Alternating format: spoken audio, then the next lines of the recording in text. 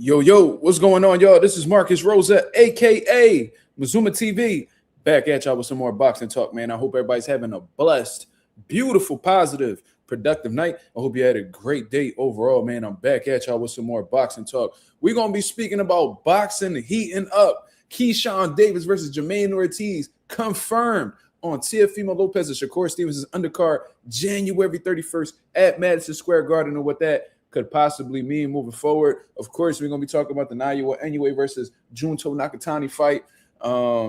That's going to be coming up tomorrow. I don't know what time frame that's going to be. I guess we're going to figure that out while the live is going on. Then, of course, we're going to be speaking about what's next for Richardson Hitchens, considering he was pretty much booted off of this Ring magazine event. You see what I'm saying? But before we get into that, if y'all could please hit the like button on the way in, that'd be very much appreciated. We on the road to 4K. We about to crack that 3,300 mark in due time. Shout out to the nation and the mob for making this possible.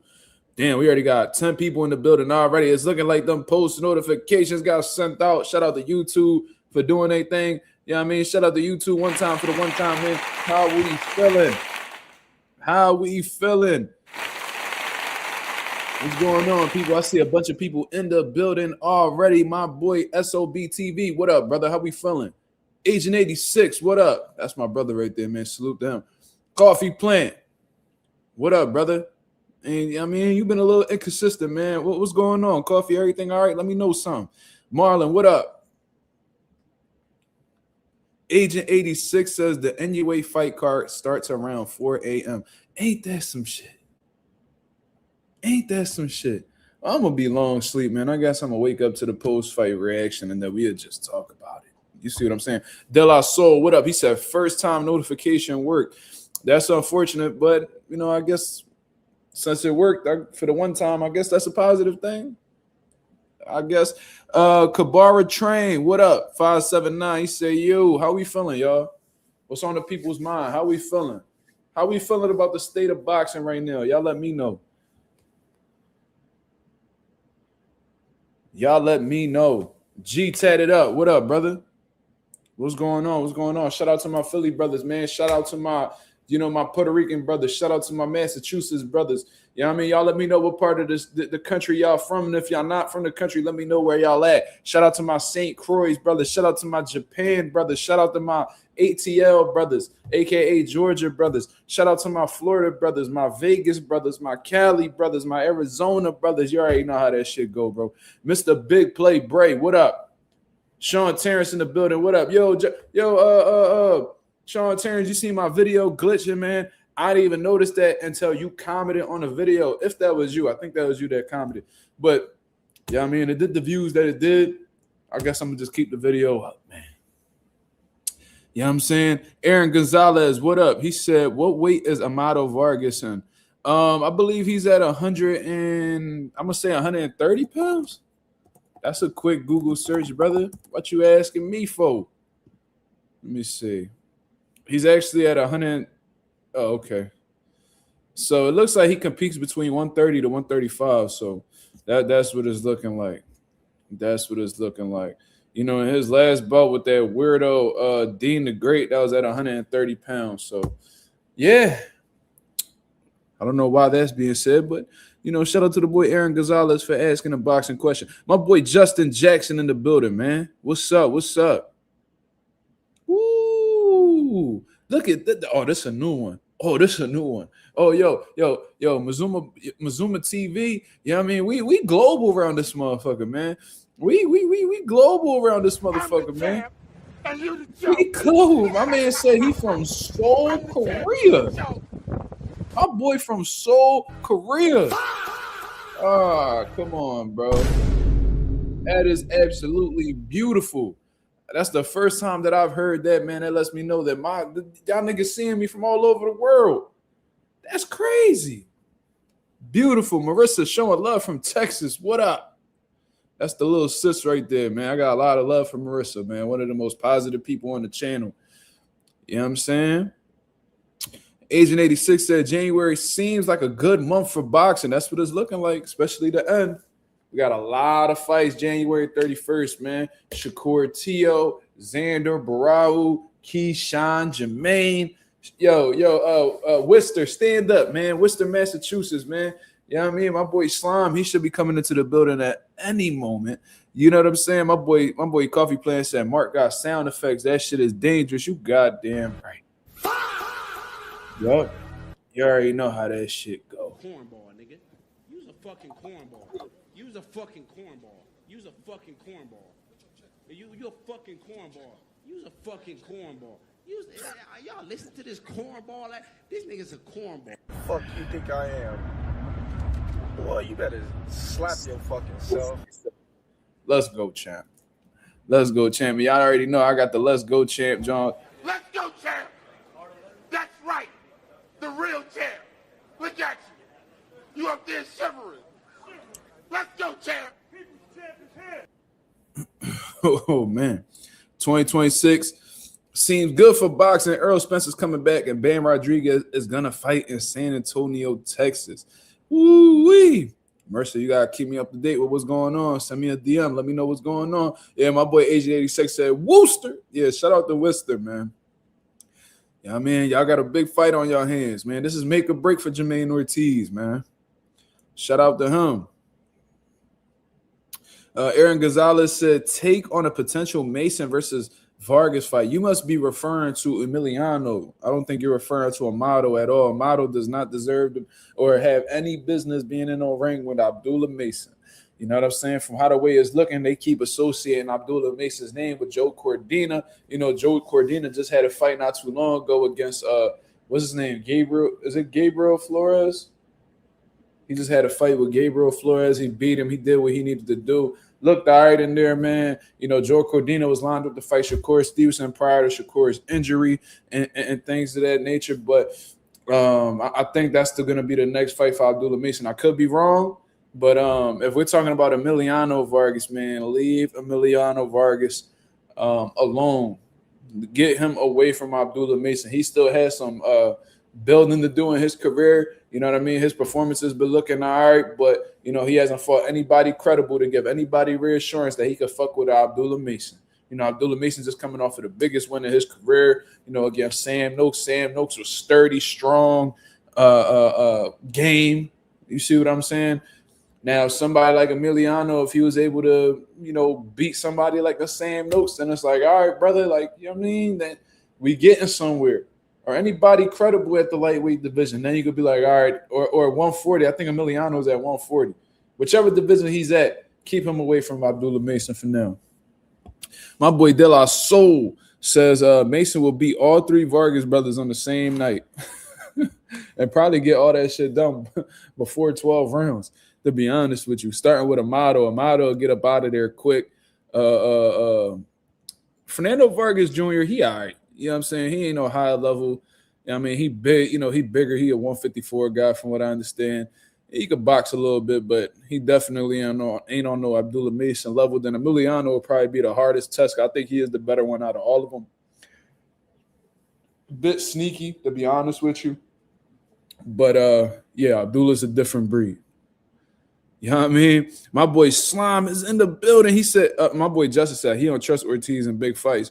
Well, I feel like Jamaine Ortiz has made a great showing of himself in these big fights. You know what I'm saying? He may have came up short, but, you know, there's some people that thought that he did enough to beat Loma. They think that he did enough to beat Teófimo. He just hasn't been in the judges' good graces. You know what I'm saying? So I don't think he necessarily fumbles under them lights. I think he makes a great showing of himself. But however, those were losses in reality. Those were losses. This is make or break for Jamaine. You know what I'm saying? If Jamaine were to beat a Keyshawn, I could just see a world title fight coming in Jamaine Ortiz's way. Like, the next fight has to be a world title fight. Somebody got to do something about that. You see what I mean? They might have to run back that Teófimo. That's if Teófimo wins, of course. That vacant WBO title at 140, that looks like that's going to have to be presented to Jamaine Ortiz, you know, in his next fight, if he defeats Keyshawn. If he loses to Keyshawn, he's going to be looked at as like a gatekeeper for those higher level guys, or a stepping stone, whatever you want to call them. So Jamaine got to prepare properly. You know what I mean? What you got, about like 5 weeks? What you got, like 5 weeks until the fight? Let me pull out the calendar real quick. Let me see what the calendar's saying. Let me see what the calendar's saying. Right now is the 26th, so you got 1, 2, let me see, 3, 4, 5. You got 5 weeks and 1 day. Come on, man. You know what I mean? I was on point with that one. You know what I mean? My timing was that was a good guess on my part, man. You feel me? Let's go, champ. That's Come right. on. The real champ. Come on, let's get this shit popping, man. You know what I mean? My boy Coffee Plant said he ain't doing enough against Loma, but T.O. he won. I mean, like I said, I think he made a good showing of himself regardless. But like my boy Slime said, he said, Worcester needs this. Absolutely. I agree. Ortiz needs better conditioning. He's gonna have to be prepared all around the board, man. This is gonna have to be the training camp of Jamaine Ortiz's life. You know what I mean? He's gonna have to push through that pain. He's gonna have to go through some bullshit this camp. He needs to feel the urgency. It's crunch time. It's crunch time for Jamaine Ortiz. But since we're already on to the topic and the people in the chat want to talk about this very badly, let me go ahead and share my screen for the people to see. And that's what everybody's been rambling about since it's been announced. And the Ring Magazine has posted this on their official X account. In New York, January 31st, 2026, the undercard is official between, the undercard of Teófimo Lopez versus Shakur Stevenson, and the co-main event will be Keyshawn Davis versus Jamaine Ortiz. Initially, it was looking like it was going to be Richardson Hitchens versus Jamaine Ortiz. You know what I mean? From what I understand, Richardson Hitchens has signed his end of the deal. I heard he was in Philadelphia training, getting ready for Jamaine Ortiz, sparring, some quality fighters from Philadelphia that have similar styles to Jamaine Ortiz. But all of a sudden, there was a stall in negotiations. Something had happened within Jamaine Ortiz's team where they weren't really feeling the money that they were being given or at least offered. Things was at a standstill, and all of a sudden, Keyshawn Davis, who had been rumored to turn down the fight with Richardson Hitchens, or at least put up a price tag that they weren't really willing to pay, he ends up stepping back into the picture. You know what I'm saying? They ended up giving him the money that he wants, obviously. Jamaine Ortiz got a dollar amount that he wanted, obviously. So I don't know exactly what had changed between the money between Keyshawn and the money between the Richardson Hitchens for Jamaine. But regardless, Jamaine Ortiz has signed the dotted line. He's ready to fight. You know what I'm saying? Maybe Jamaine Ortiz got a couple more dollars just considering the fact that Keyshawn Davis is a ring ambassador. You know what I'm saying? So I guess those are the perks that come with either fighting, ring ambassadors or even being a ring ambassador yourself. You know what I mean? To my knowledge, Richardson Hitchens is not affiliated with the Ring Magazine. He is not somebody that has a great relationship with Turki Al-Sheikh. And, with him re-signing with Matchroom Boxing, he may just simply be a Matchroom fighter. You see what I'm saying? So maybe they weren't really willing to, go out of their way to pay for the fight more than what they was looking for, I guess. Or I'm going to just say, but Hitchens signed his end of the deal. So that couldn't have been a situation where Hitchens was asking for too much. I think it was just a situation where, it just might have made more sense for Turki Al-Sheikh to put Keyshawn Davis on the card in comparison to Africa, a.k.a. Richardson Hitchens. Maybe it just made more sense to put Keyshawn on the card. You know what I'm saying? Mr. Big Play Bray said, is Keyshawn still with Bomac? To my knowledge, he is no longer with Bomac. In an interview that I've seen from Keyshawn Davis, he said that he switched up his whole team. You know what I'm saying? That his team had did a complete 180. He got some new people. I don't know exactly who his new coach is now. It may possibly be Wally Moses, the grandfather of Shakur Stevenson. I've seen them training together more recently, and they said they're gonna be pushing each other to the limit. And they really playing this buddy role right now. You feel what I mean? I'm not too fond of it, but what can we do?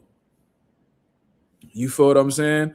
Anonymous said, I don't think Turkey fuck with Hitchens, to be honest. I think that you may be on to something, Anonymous. I don't really know exactly what what Turkey's feelings are towards Hitchens, but one thing that we can say is that Turki Al-Sheikh isn't really too big on getting Hitchens on any type of big events anytime soon. I don't know why that may be. I think that Richardson Hitchens was looking to build that relationship with Turki Al-Sheikh, hence why he had went into free agency temporarily after getting through his contract with Matchroom. But then after seeing that Hitchens and you wasn't able to solidify that deal with Turkey. You feel what I'm saying? He ended up going back to his home, which was Matchroom Boxing. You feel what I'm saying? That's just what I feel like was going on. I think that this may be the equivalent of, you know, leaving like a loyal girlfriend to go out there in the world and try to baggage on that you think better for you the whole time. She for the streets, or she not really fucking with you like that. You know what I mean? Now you stuck in the dust, so you go back to knowing what you know, and that's that loyal girlfriend. You know what I'm saying? I think that's what had happened, to be honest with you. But regardless, you know, you may be on to something, Anonymous. You may be on it.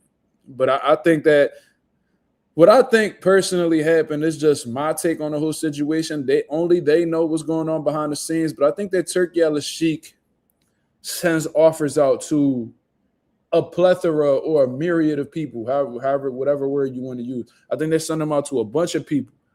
They try to get a feeling for who's available, who's willing to fight who, and then from there, they're able, from process of elimination, I think they're able to pick who they feel like will be the best fit for the card. You see what I mean? It almost takes me back to the time where Virgil Ortiz was looking for an opponent. And they had sent offers out to a lot of people, Xander Zayas being one of them, Israel Madrimov accepted, Xander Zayas accepted. But from there, they was like, okay, which fight do we deem to be more better for this card? And they ended up choosing Israel Madrimov, former world champion, over Xander Zayas, who was not a champion yet, just a mere contender. You see what I mean? So I think that they send these offers out. You know what I mean? They see who accepts, you know, they toss to the side who declines or isn't available. They take who accepts, and then they just pick from there. That's what I think happens. You feel what I'm saying? Justin Jackson said, are you staying up to watch the Japanese card? Unfortunately, I am not. I can't do it. I'll work in the morning. You know what I mean? I got to be at work at a certain time, and if I stay up for that card, I really ain't going to have no time to sleep. Plus, my son might wake up around like 7:30, 8. So it's like, do it really make sense to stay up? I think I'm going to just wake up to the news, and whatever happens, happens. You feel what I'm saying? I did take a good little nap, though. I overslept a little bit, but I don't think I'll be staying up at all. You know what I mean? Mr. Big Play Bray says, maybe Shakur Stevenson had Jay Prince put a word in for him because Prince represents Keyshawn now. That's a possibility, but I don't know if Jay Prince has that type of pull with somebody like Turki Al-Sheikh. You know what I mean? You may be able to have that type of influence with these promoters like Bob Arum and stuff like that, but I don't know if he could pull on the coat of like a Turki Al-Sheikh to really get some shit in motion. You know what I mean? If anything, it might have been Shakur Stevenson, who has the direct relationship with Turki Al-Sheikh, you know, reach out to Turkey and be like, yo, let's get my brother Keyshawn on the card. You know what I mean? Because they buddy. You know what I mean? They real good friends. They brothers. So, you know what I mean? He might have just gave that boy an opportunity or put in a good word for him, and Turkey, you know, oblige him. May have been something like that. But like I said, Keyshawn Davis already had an established relationship with Ring Magazine. This is a Ring Magazine event. Keyshawn Davis has been an ambassador for a good amount of time now. So why wouldn't they put him on this card? You know what I mean? It makes sense to put him on this card. You get what I mean? Why would you be a Ring Magazine ambassador if you're not fighting on any Ring Magazine cards? So I think that even without Shakur Stevenson's, you know, reference or whatever the case is, I think that he would have found a slot. It might not have been exactly on this card, but he would have gotten the perks of being affiliated with Ring Magazine regardless. But shout out to everybody that's in the building, man. How are we feeling about this undercard? For those of y'all who are listening and not watching, January 31st, Madison Square Garden, going down on the zone. You know what I mean? Being pushed by the Ring Magazine. You know what I'm saying? It is the Ring 6. You know what I'm saying? Matchroom Boxing, Seller Top Rank. They are all involved in this situation. And obviously, Teófimo Lopez, Shakur Stevenson is the main event. Co-main event being Keyshawn Davis versus Jamaine Ortiz. You know, the opening bout, I guess you would say. Not necessarily the opening bout, but the bout prior to that will be Bruce Carrington versus Carlos Castro. Shout out to Bruce Carrington. I hope he really does his thing in this world title shot. And we will be bringing him on the channel within the next week or so to just catch up with him. Then, of course, Carlos, the WBC middleweight champion of the world. a clean middleweight champion of the world. Carlos Adames will be facing Austin Ammo Williams. So that boy Ammo about to get another opportunity. The one that be having a tail dangling out the crack of his ass. He's getting another world title. He's getting another big opportunity against Carlos Adames. Let's see exactly what Ammo is made of, man. They love Ammo for some reason. Then we got the return of Gerald Big Baby Miller going up against Kingsley Ibe. Now, I'm not too familiar with Kingsley. I got to do a little bit more research. But for those of y'all who do know him, please let me know what to anticipate for this, because we already know what type time Gerald Miller's on. He's been on the scene for a good amount of time now. You know what I mean? A 300-pound heavyweight drug cheat. But lets his hands go. You know what I mean? Durable, sturdy chin. Pause. You feel what I'm saying?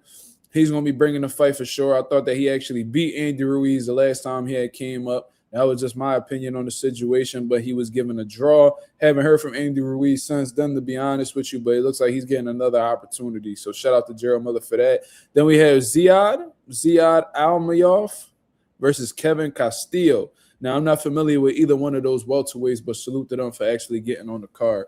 You see what I mean? Let me tap in with the chat and see exactly what's going on. Let me see. My boy Anonymous in the building.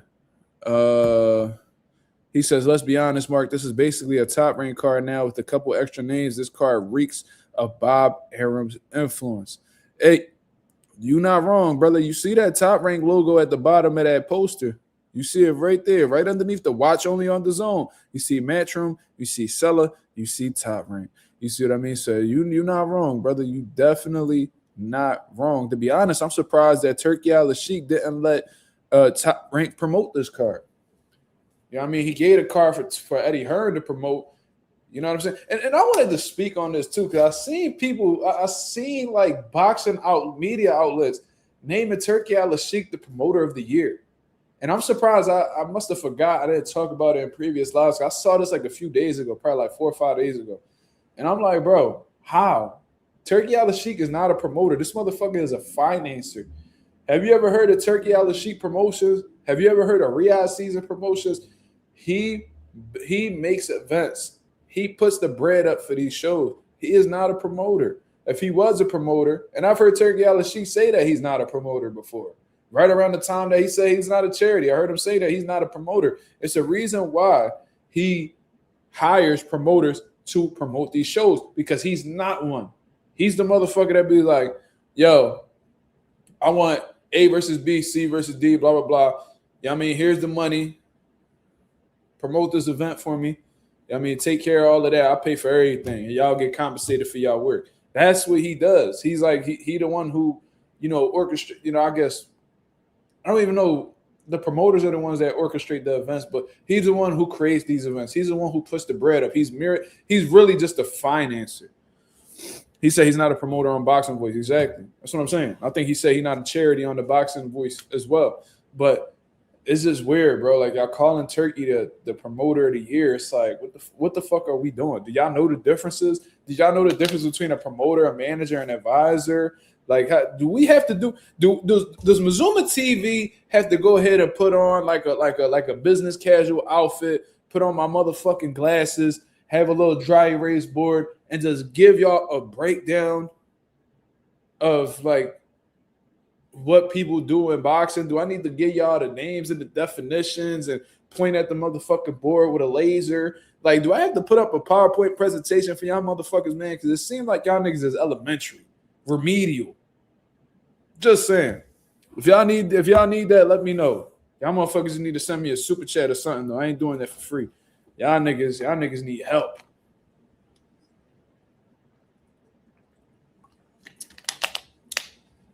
Yeah, I mean, let me know. Let me know if there's something y'all want me to do, man, because I'll get y'all right. You up there shivering. Let's go, champ. That's what I'm trying to tell y'all. You feel what I'm saying? Let's go, champ. Yasser Ali says, how do you see Key versus Ortiz going? My boy Yasser with the motherfucking questions. You know, them haymaker-ass questions. We're going to go ahead and talk about that, man. I actually like this fight. I think it's gonna be a great chess match, man. I think both of these guys were high-level amateurs. You know, Keyshawn obviously being the better amateur, considering the fact that he's actually went to the Olympics and did a shit ton of international fights. Keyshawn Davis, great boxing ability, good timing, solid power. He got dog in him. He's a good finisher, good combination puncher. And Keyshawn he's talented. You know what I mean? He's definitely talented. And Jamaine Ortiz is well versed, man. He could move, he could box, he could be aggressive. He could put his punches together. So it's really gonna be in the professional department, Jamaine Ortiz is the more experienced fighter in terms of fighting elite level guys. Now, he hasn't come out victorious in those high level fights, but he's made a good showing of himself, like I've stated previously. You know what I'm saying? Sandor Martin mid. I don't think Sandor Martin's mid at all. I don't know where you got that from, Aaron. I don't think Sandor Martin's mid at all. You know what I mean? Sandor Martin got a win over a 4-division champion in Mikey Garcia, who was one of my favorite fighters. He ultimately retired Mikey Garcia. Then on top of that, and I know that wasn't the best version of Mikey, but nonetheless, he beat him, right? So then he had a controversial fight against Teófimo. I thought he outboxed Teófimo. Teófimo felt like he lost to Sandor Martin. That's why he was up there hooting and hollering, crying and shit. Do I still got it, man? Get knocked down with check hooks and you know what I'm saying? And I thought that Sandor Martin had done enough to pull off the fight with motherfucking Albert Puello. Was that Albert Puello that he fought? It was a split decision loss. And Sandor Martin has shown to be able to be light on his feet. He could box. He's, you know what I'm saying? He good counter puncher.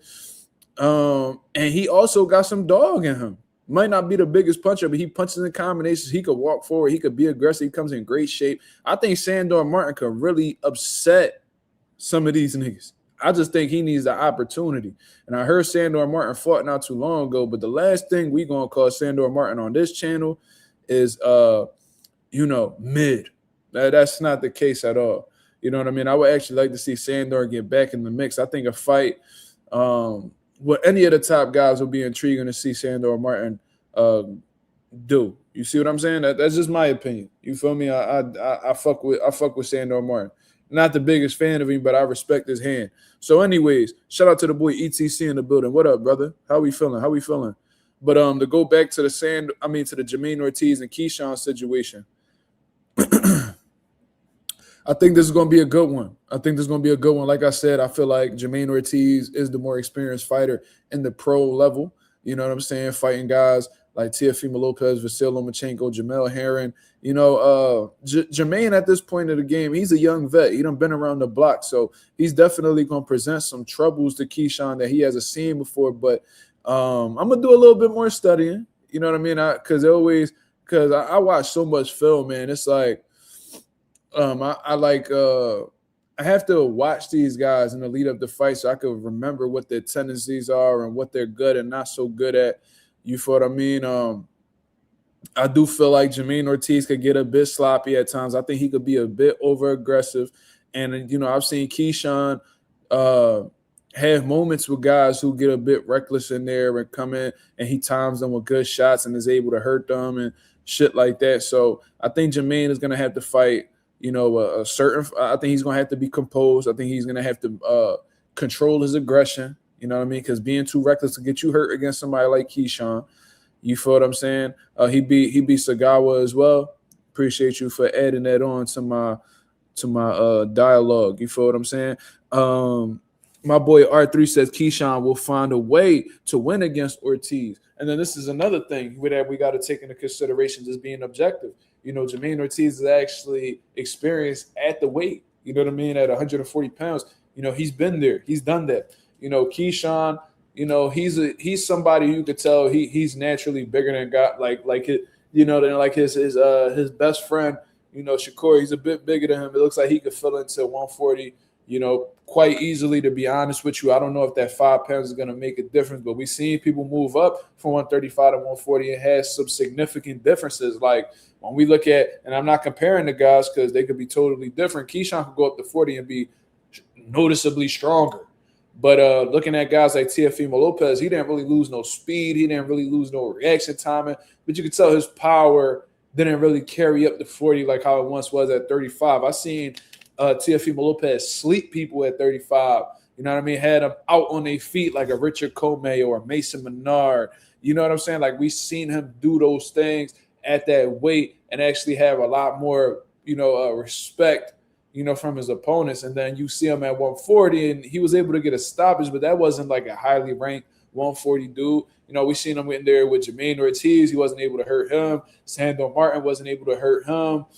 I didn't really see him hurt Arnold Barbosa at all. If anything, I saw Arnold Barbosa time Teófimo with a shot that kind of caught his attention. You see what I mean? So not only do I feel like his power didn't translate to 40, but I also felt like he might have taken a hit in the punch resistance department as well. It's going to take the right fighter to expose that, but that's just something I've noticed from watching film on Teófimo Lopez. You feel what I'm saying? But anyways, I said all of that to say that there may be we don't know what to expect from Keyshawn at 140. 5 pounds can make a hell of a difference. So Keyshawn got some questions to answer. You know what I'm saying? He had a training camp for Edwin De Los Santos, but he didn't fight Edwin De Los Santos. So he's coming off of a bit of inactivity as well. You feel what I'm saying? So we'll see. I think this is a great competitive fight. And look, if Jamaine Ortiz beats Keyshawn, world title fight coming up next, that'll be a huge upset in my opinion. I see Keyshawn being the favorite coming in, just by what, I think the bookies will have him as a solid favorite. If he's able to get that win, he's knocking on the door for a world title shot, because as far as I'm concerned, Keyshawn ranked number 1 at 140 in the WBO. Jamaine might actually get that opportunity next if he defeats Keyshawn. If Keyshawn wins, that's a great win in your 140-pound debut, and that gives you a shot at the vacant WBO title. Especially, that's if Teófimo loses. You already know Shakur going to vacate and be like, do your thing, little bro. Do your thing, best friend. You feel what I'm saying? That's my best friend. That's my best friend. Go best friend. Big old booty bitch asses from Texas. What's next? Go best friend. That's my best friend. Go best friend. Yeah, that's the type time that they be on. He gonna be like, I'm gonna vacate the title, bro. You go ahead and get that title, bro. I'm so happy we're not in the same division no more, bro. I'm so glad we're not in the same division, bro. Go ahead and get your title at 140, bro. Thank God, bro. Man, I was so sick of people asking us to fight, bro. I hope you go to 47 while I'm still at 35, bro, so they can stop talking about it, bro. That's my bro right there. That's my bro. That's my bestie.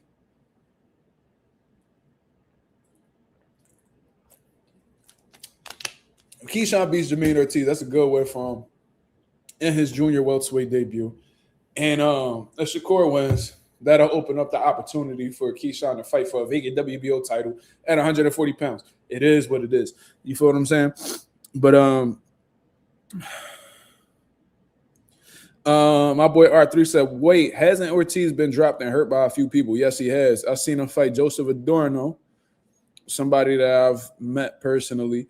And he was hurt several times throughout the fight against Joseph Adorno. However, I still felt like Jamaine Ortiz defeated Joseph Adorno. I feel like the only moments that Adorno had was the moments where he had hurt Jamaine Ortiz. But to be honest, I think Jamaine Ortiz had gotten saved, on one of those knockdowns, because he had gotten hit with an uppercut. He fell into the ropes, had his back against, to his opponent and all of that. They could have stopped it right there, but I think they gave him like a standing 8 count or some shit, which is very rare in the pros. But the ropes held him up, so technically it was a knockdown. But yeah, Jamaine has gotten hurt before, and he's been dropped. So yeah, that did happen. My boy Ralph in the building, he said that post when they called them the tag team champions in boxing was hilarious. Yeah, but that's how they be carrying it, bro. It's like y'all motherfuckers acting like y'all the Dudley brothers or some shit. Like I don't be understanding, bro, but that's how they feel. Keyshawn is Keyshawn attached to Shakur because Shakur was there for him, when he was in a mental hospital and got him endorsement deals, and Shakur is attached to Keyshawn because Keyshawn and him been friends since he was like 14, and I don't know, bro. Me personally, I feel like if y'all ain't come up out the same mother, or like if y'all not blood related, I just don't like. I'm talking about like biologically related. Like y'all got the same grandmother. Like y'all mothers are sisters. Like your brother, your father and his mother are brother, sister. Like I just don't see it, bro. Like, you know, like the Charlo brothers, I would never want to see them fight each other. You know what I mean? Because you can't get unalived in this shit. And seeing a blood relative do that to another blood relative, I'm not too fond of that. I think that's where I draw the line. You know what I'm saying? Like blood cousins, like I'm not really too fond of that neither. You feel what I'm saying? But like if y'all motherfuckers like, come on, bro. Like y'all niggas met each other when y'all was preteens. Stop it. Stop it. Aaron Gonzalez was like, how he asked a question. He says, how was Collazo considered a pound for pound? I mean, listen, Oscar Collazo is somebody who's a unified champion in the smaller divisions right now. I think because people look at Oscar Collazo as a smaller guy, people are not really too privy on who he is and who he's actually beat. But the reality of the situation is he's the number one 105-pound champion in the world. You know, he's an undefeated fighter as well. You know, 13-0, 10 knockouts. And then on top of that, man, he's been beating some credible opposition. And he's been winning in dominant fashion. He's actually on a bit of a knockout streak right now. And he holds multiple titles. You know what I mean? Fought on the Riyadh cards. You know what I mean? Going to people's backyards and winning. You know what I mean? He's traveling all around the world and defending his title. So why wouldn't he be considered as a top 10 pound-for-pound fighter in the world right now? I think that's an even better question. Why wouldn't we, Aaron? Don't be hating on the Puerto Ricans now, because Aaron Gonzalez, you sound like one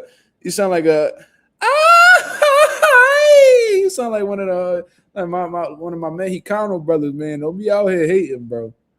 Come on, man. The Klitschko's never fought each other. They shouldn't have. Vitaly and Vladimir, I would have never been like an advocate of them fighting. Spence and Charlos was like that. Yeah, but Errol Spence never ruled it out. You know what I'm saying? They had like the same trainer at one point in time, but nah, you know, and they known each other since they was younger, but Errol said if the money right, he'll fight him. You feel what I'm saying? Jamel was the one who was acting like, oh, I won't fight Earl, but Earl never agreed with him. Earl was like, nigga, I'm tripping. That's the type time he was on. And then with Teófimo, I actually brought it up like, man, I ain't got no friends in this shit. I heard Caleb Plant say, I ain't got no friends in this shit. You know what I mean? Like, I agree with those guys. I don't fuck with T.O., but I agree with him from that standpoint. Like, ain't no best friend shit in here. Like, I remember Mike Tyson had did an interview, and I had actually got the names wrong, y'all, so I apologize for that. I was saying that that Mike Tyson and Tony, what was his name? Tubbs or some shit like that. They were best friends, and he was the best man at his wedding. That was actually inaccurate. That was not true. That was I got that from a false source. You know what I mean? I had gotten that from a fake website. You know what I mean? So I want to take accountability for that. I want to apologize for that. However, Mike Tyson and Henry Tillman were good friends. They known each other since they're amateurs, and they still fought each other. You see what I'm saying? Like, they were good friends. They was cool after the fight. But Mike Tyson looked at it like, yo, if you my friend, you know what I mean? Fight me. Let me get some money so I can take care of my kids. But, you know, not everybody see it like me.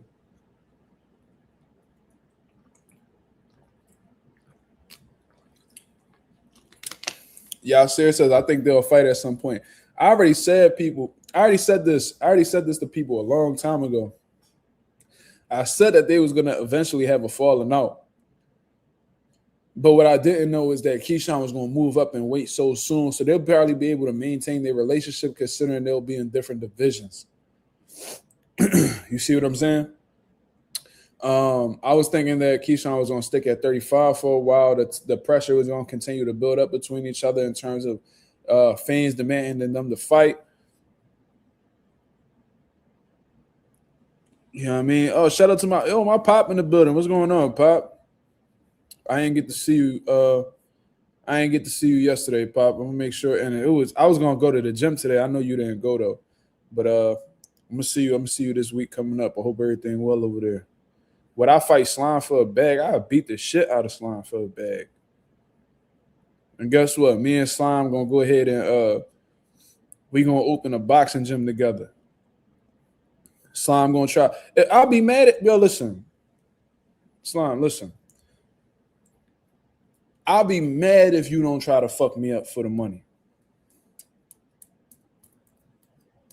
If you don't take that money to fight me, bro, you a hoe.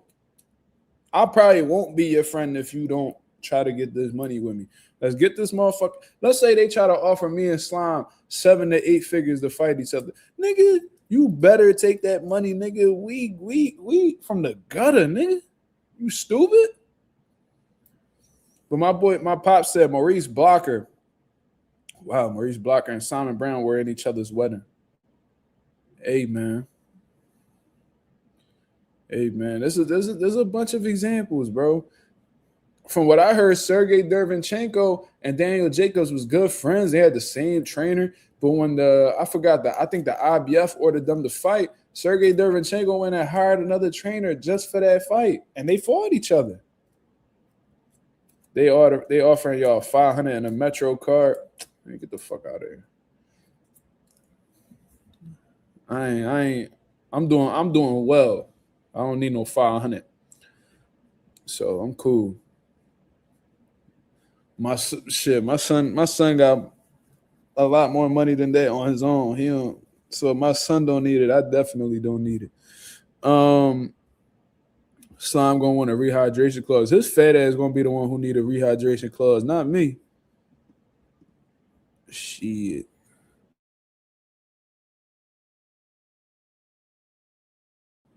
But let me stop talking about Slime. I don't even think he in the chat for.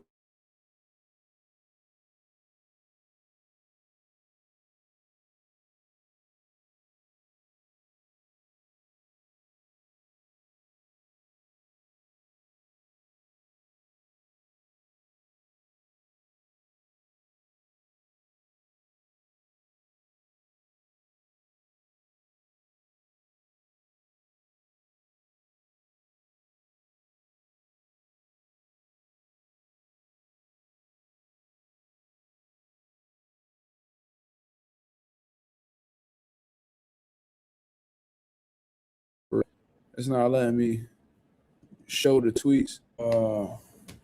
My fault, y'all. Can y'all hear me? Let me.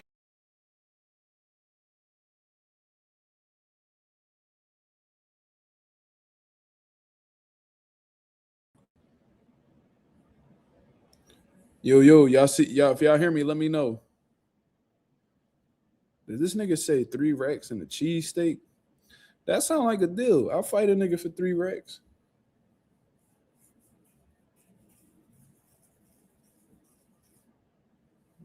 Shit, 3,000. Nah, I ain't fighting. Nah, fuck out of here. Never mind, I lied. I ain't fighting for no 3 racks. Shit. Anybody want to see me fight? I'm gonna need. I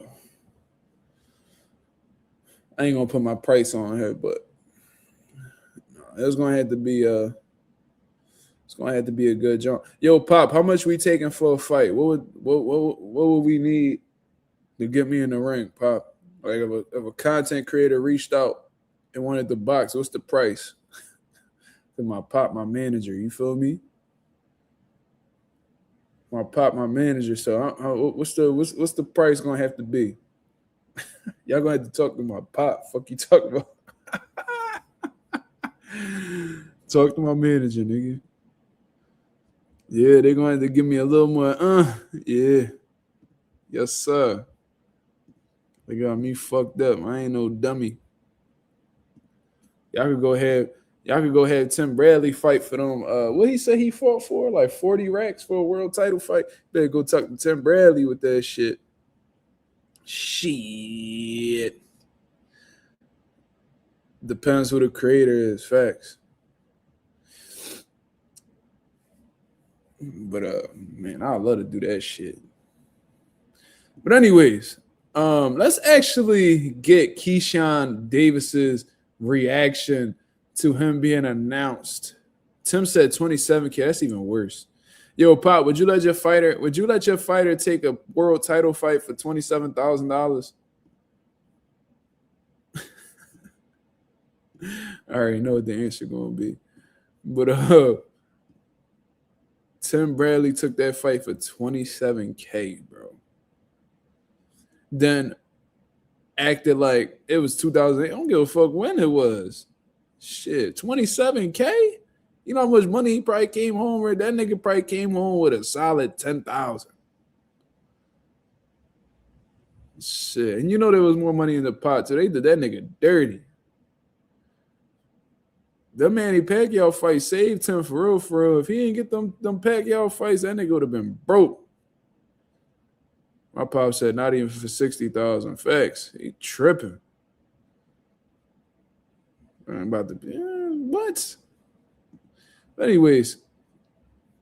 Oh no. This only 10 seconds. Let's see what we can get on Keyshawn Davis. His reaction. Because I heard he was going off. I heard the nigga was going off on social media. All right. I told y'all that, right? I told y'all that, right? I told y'all I was going to be back and better, right? I told y'all that, right? I told y'all that, right? Didn't I tell y'all that? Like a motherfucking diesel Oopa Loopa. Like a motherfucking diesel Oopa Loopa. Don't fuck with him. He's back. On the backhand side of the aisle. Oh. He's back. He's back. Oh, this nigga charged up. That nigga off that shit. That nigga off that shit De La Hoya was on. He's back. Back in battle. On the turkey card. Hello. We went from ESPN to Turkey. We went from ESPN to Turkey. Hello. You could tell Keyshawn ain't learned shit from that Edwin De Los Santos situation. He could really care less. You know what I mean? That whole situation with firing his team and shit like that because they was holding him accountable and apologizing on his behalf and shit like that. You could tell that Keyshawn really he a loose cannon. Like he definitely got some screws loose. Like this motherfucker is like, I don't know how to describe dude for real, but he definitely got some issues. Back in better. Back in motherfucking better. Jamaine Ortiz. Now look, I see all that arguing and Philly family y'all was doing on Twitter the other day. It was so hard for me to keep my cool and shut up. I've been knew I was fighting you, but I just had to shut up. I could not say nothing because I ain't want nobody fucking this moment up right here for me. It's official. They released it. They can't fuck it up. They said, Ralph said, who is he looking at?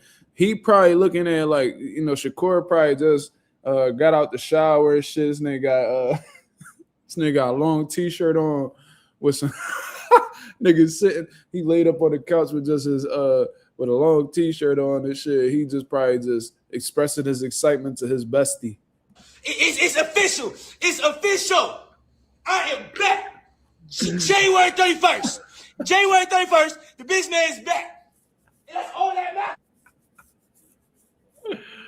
Call my mama for me. Look how beautiful it is. Come on, man, look. Watch this. I'm so lit right now, it's 30 degrees, I can't get sick. Yeah, this nigga Keyshawn on a vacation.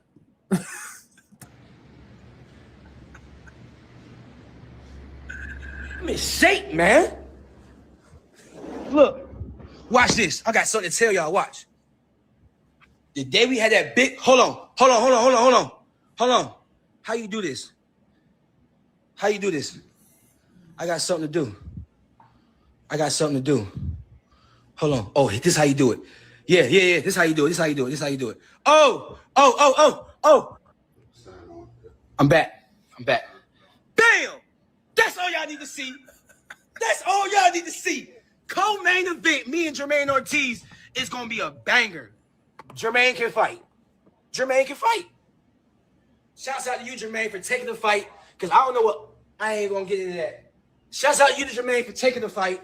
For stepping up to the plate and on this turkey card, amazing cards that he put on. Stepping up, taking the fight. You know what I mean? Like, it take a lot of guts to get in there and fight on these turkey cards. You never know what's going to happen on these turkey cards. So I appreciate you, Jamaine, for giving me an opportunity, bro. It take two to tango. You know what I mean? And you really gave me an opportunity, bro. Like, you gave me an opportunity. You know what I mean? So I appreciate that, bro. I'm going to say that right now on live for everybody. Jamaine Ortiz, I appreciate you, bro, for stepping up, taking the opportunity. You're a hell of a fighter. You know that. You got a big name. You know that. You know, I got a big name. And we're going to get the fans what they want. You know what I'm saying? We're going to get the fans what they want. That's just point blank period. Hey, Shushu. Shout out to Shushu on the card. You know what I'm saying? Brethren. Okay then. Who else on the card? I don't care. Hey, it's going down. It's going down. The businessman is back in action. Let me tell y'all when I got this news, though. Hold on. I'm gone. And I ain't getting back on live probably till after the fight on game. But look, let me tell you how this shit came about. Like, this shit came about. Look, I had a big community event, right? Let me show y'all. I had a real big community event, right? Y'all see that? I had a big community event, right? For Kyrie, you know, for Kyrie. Everybody came out. It's deep, right? So why right after this event right here, I get a phone call like, yo, this was December 22nd. This shit just went down. I get a phone call like, yo, Key. Word? Bet. After my brother community day, my brother first community day ever that I did for him. Y'all see how big this is. We passed out gifts. We had bounce houses in there. We had over 2,000 people in our community day. It was a nonprofit event, and people were just in there having fun. Like, everything was free. Ain't nobody paid for nothing. Free haircuts, free nails, free nail stylists, free people, girls get their hair braided, people getting haircuts, people giving away free food. Everything was free. Free gifts. Talking over 2,000 people right here, in and out the door. Right after this nonprofit event that God gave the idea to me, right after this event, he blessed me with a phone call. Yo, Key, you own the card. You own the card. You own the card. Look, I'm gonna get off this. I just want to look. I got that energy to where when I start doing it, it comes on to people. It comes on. So I like getting on live sometimes and doing stuff like this because people be walking up my lives like, man, hey, look, January 31st, bro. We are back, bro. Hey, Jamaine Ortiz.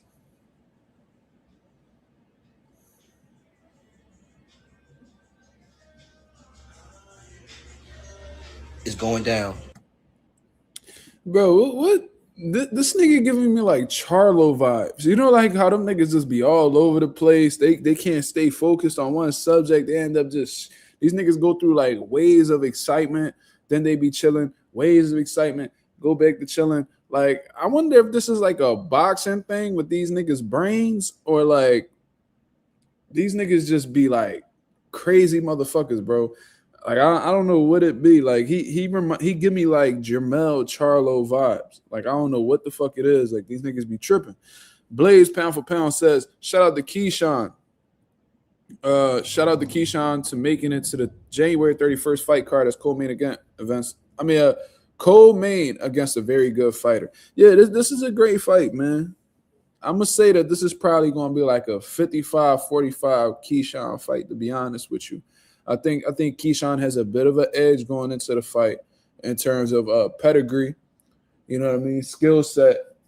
But then, you know, Jamaine, he game. Like, if Keyshawn on some bullshit or he not properly prepared, Jamaine could really take this fight away from him. And I don't think Keyshawn can afford to do that right now because his reputation is down the drain. You know what I mean? He isn't on good terms with Top Rank. I already know that for a fact, especially how the way Tim been talking about him. So this is gonna be a make or break situation for Keyshawn as well. I think pressure's on both of these guys equally, to be honest with you. So we'll see.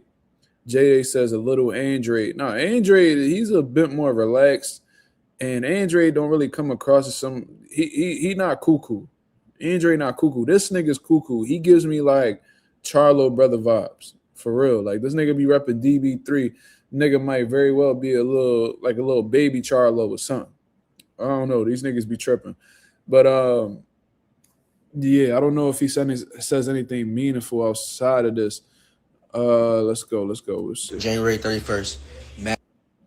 Oh, okay. So that's basically all he said. So that's Keyshawn Davis's reaction to the whole situation. Now, a lot of people have been asking me, especially in the DM on Instagram. And for those of y'all who try to reach out to me like on TikTok and Twitter and stuff like that, I don't really be on them Jones. Like I don't be on them social media pages. Also, if you're reaching out to me through my Coach MAZUMA page on Instagram, I'm not really on there neither. I'm only on there. I'll check that page once in a while for business opportunities. I'm not really on there to talk about boxing talk. So if anybody wants to reach out to me about some boxing shit or some YouTube shit, hit me up on my personal page at mark.mazuma. That's where I'm at 99.9% of the time. Coach MAZUMA, that's a strictly business page. I'm sorry if I didn't clarify that before. But I had a few people hit me up in the DM like, damn, what happened with Hitchens? Wasn't Hitchens signed and blah, blah, blah. Now, it could be 1,000,001 reasons why the fight fell apart or why Hitchens ended up not being on the card, things of that nature.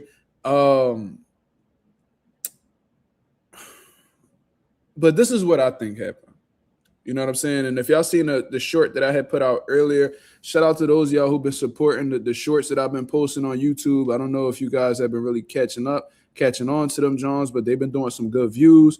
You know, today alone, I did around 4,000 views in the 2 reels that I put out today. So shout out to the nation and the mob for making that possible, of course. You see what I mean? It's a beautiful thing when the team comes together to support you. But anyways, Jamaine Ortiz. So before all of this, Hitchens, Keyshawn was on the table. Tim Bradley done told y'all that whole situation. He's with Top Rank. You know, Keyshawn is a Top Rank fighter, so Tim Bradley's getting his information from a credible source, right? Apparently, Keyshawn wanted $2 million. You know, Hitchens wanted to flex his A side, wanted 2.5. They wasn't able to come to an agreement in that situation. Now we move on. Keyshawn is temporarily off of the plate, or at least is on standby at that moment. So then Jamaine Ortiz and Richardson Hitchens is talked about. Hitchens agrees to the fight for whatever amount of money he was offered. He signs for the fight. He's preparing for the fight. Just last week, he was preparing for Jamaine Ortiz, right? Cool. Something's going on Jamaine Ortiz's side. Most likely it's a money issue, right? They can't agree to the money. There was some things that I guess Jamaine Ortiz's camp, when it's set in place, you know, I guess it wasn't able to come together. Then something happened behind the scenes where Keyshawn, who was still on standby, in my opinion, is thrown in the mix with Jamaine Ortiz. Now, what I personally believed happened was Jamaine was given a solid number. Keyshawn was given a solid number. I think they both understood that neither one of them are like, you know, it's not like the biggest fight or whatever the case is. Or maybe they just offered them a bit more money. I don't really know what the situation is, but, you know, I guess they were both given a number that made sense on both of their parts. Now, they probably paid Jamaine Ortiz a little bit more money for the fight, and this is why I believe he ended up accepting, because Keyshawn Davis is a ring ambassador. And I think for the ring ambassadors, I think that they are given certain perks, of course, having like a bigger budget going into fights, you know, and whoever fights these ring magazine ambassadors probably get a little, you know, a bit more money to fight these guys and things of that nature. So maybe there was an increase in pay that Jamaine Ortiz seen from the Hitchens to the Keyshawn fight, where he was like, all right, I got to take this opportunity because this is a check that I can't refuse. Keyshawn, on the other hand, you know, obviously he will be the A side going into this situation. So I guess he was given a significant amount of money, more than I guess, you know, Jamaine Ortiz was given. So maybe from an ego standpoint, he was more willing to accept it. He's like, all right, I'm making more money than him. Fuck it. It is what it is. You see what I mean? So I think they ended up putting Richardson Hitchens to the curb because it's like at the end of the day, you're not a ring ambassador. You don't have this relationship with Turki Al-Sheikh. You know, you're a matchroom fighter. So go ahead and take part in these motherfucking matchroom cards until we call you and we want you in a big fight. You see what I mean? So I think they ended up, choosing Keyshawn over Hitchens because they're more obligated from a business standpoint to put Keyshawn in a position in comparison to Hitchens. Now, where does that leave Richardson Hitchens? Have y'all seen the short? Y'all already heard what I had to say about it. I spoke to some people, and supposedly Richardson Hitchens is likely. Don't confirm that. Don't say that this is 100. I'm not saying this is definitive or anything like that. But from what I've heard, there's a chance that Richardson Hitchens will fight on the Sugar Nunez Emmanuel Navarrete card February 28th, I believe. Regardless, it's in February. I forgot what date it was. Let me check real quick. I think it's February 28th. Let's check. Yeah, it's looking like February 28th. So that's what I heard he's going to be fighting on. Now, the opponent, we haven't heard anything about an opponent, but since this is a top-ranked matchroom card, there's a likelihood that since Hitchens is a matchroom fighter, there might be a top-ranked fighter that he'll be going up against. Wait, who is Lindolfo Delgado signed with? Is he with Top Rank?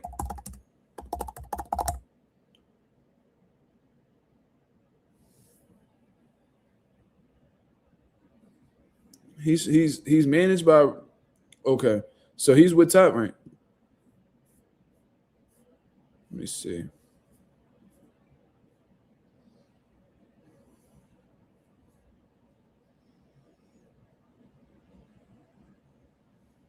Yeah.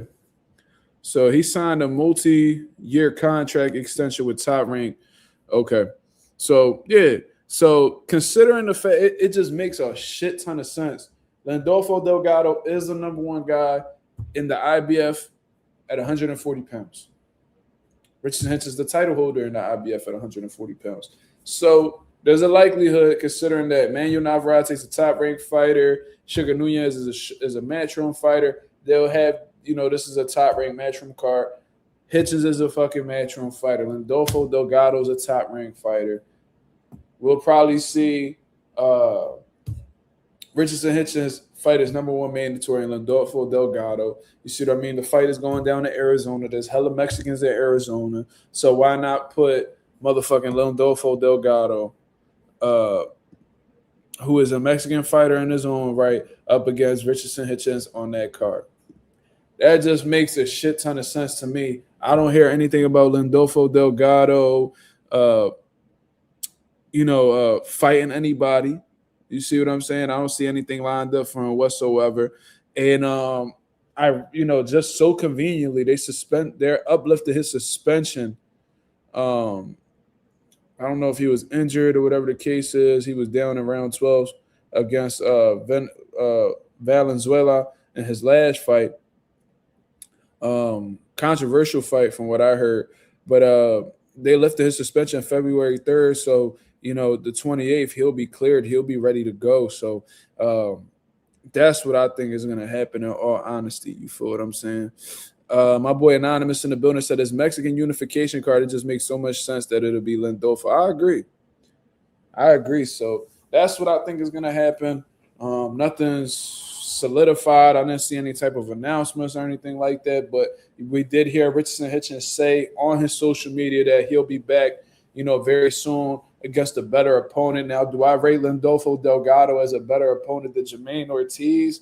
Not really, but Lindolfo, and with Lindolfo coming off of a shaky performance, like I don't know if Lindolfo is better than Jamaine. You feel what I mean? But it is a mandatory at the end of the day. Champions got to fulfill those things. We already know how the IBF get.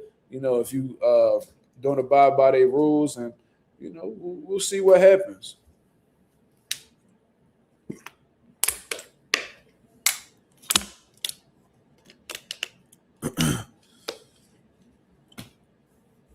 The question, my boy Dust 215 said the question is who's getting Keyshawn ready in 30 days. From it may very possibly be Wally Moses. That's what I think. To be honest with you, I think he's going to be training with Shakur Stevenson's team, just based off of the fact that I've seen him training with Shakur for one, and two, he's not with Bomac anymore. So who is he going to gravitate towards? I don't know.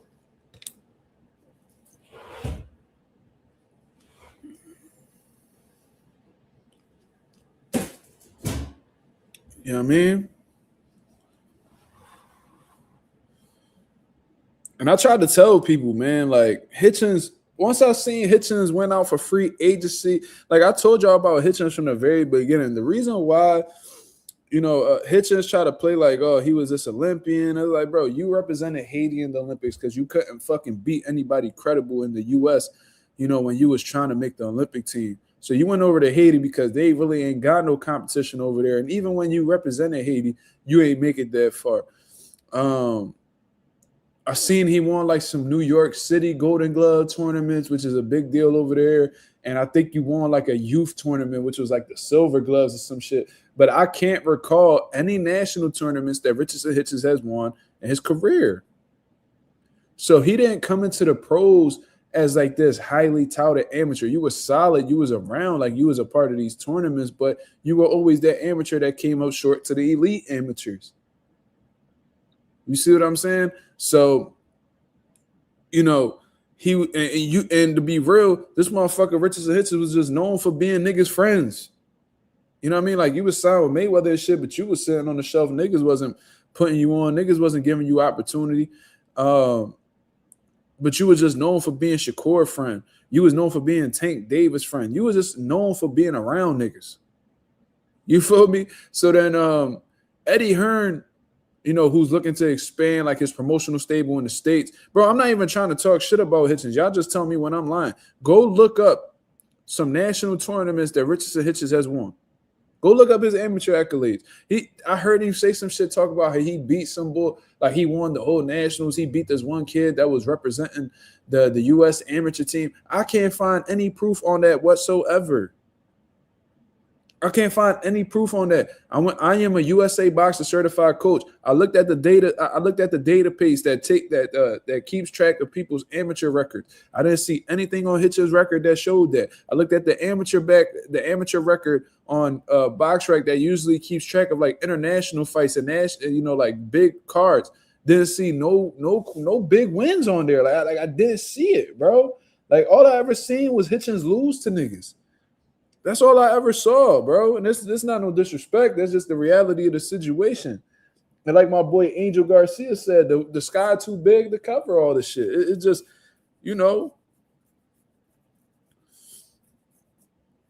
Africa, my boy Blaze Pound for Pound said, Africa is champ now. He needs to be unifying. Why don't he want to fight Gary Antoine Russell? You know why he don't want to fight Gary Antoine Russell, Blaze? Because he know he can't beat no fucking Gary Antoine Russell. How you don't want to fight a nigga who done zipped you the fuck up in the amateurs? What, they fought like 4 times? He like 4-0 against you. Why don't you want that smoke? And when Keyshawn told that nigga to his face, he was like, yo, I know who really got your heart. Who you think he was talking about? Who you think Keyshawn was talking about when he looked Africa dead in his face and was like, I know who got your heart? He gotta be talking about Antoine.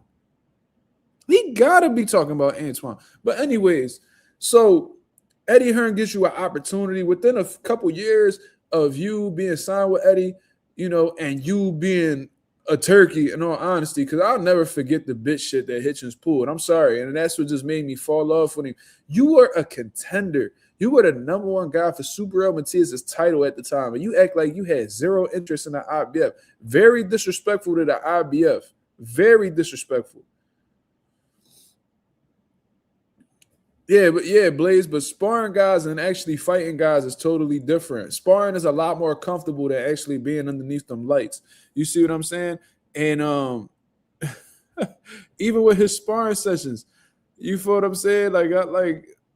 Anyways, we're going to get to that. So to go back on this whole thing about Richardson Hitchens, and I'm still challenging everybody to go look at some national tournaments that Richardson Hitchens had won.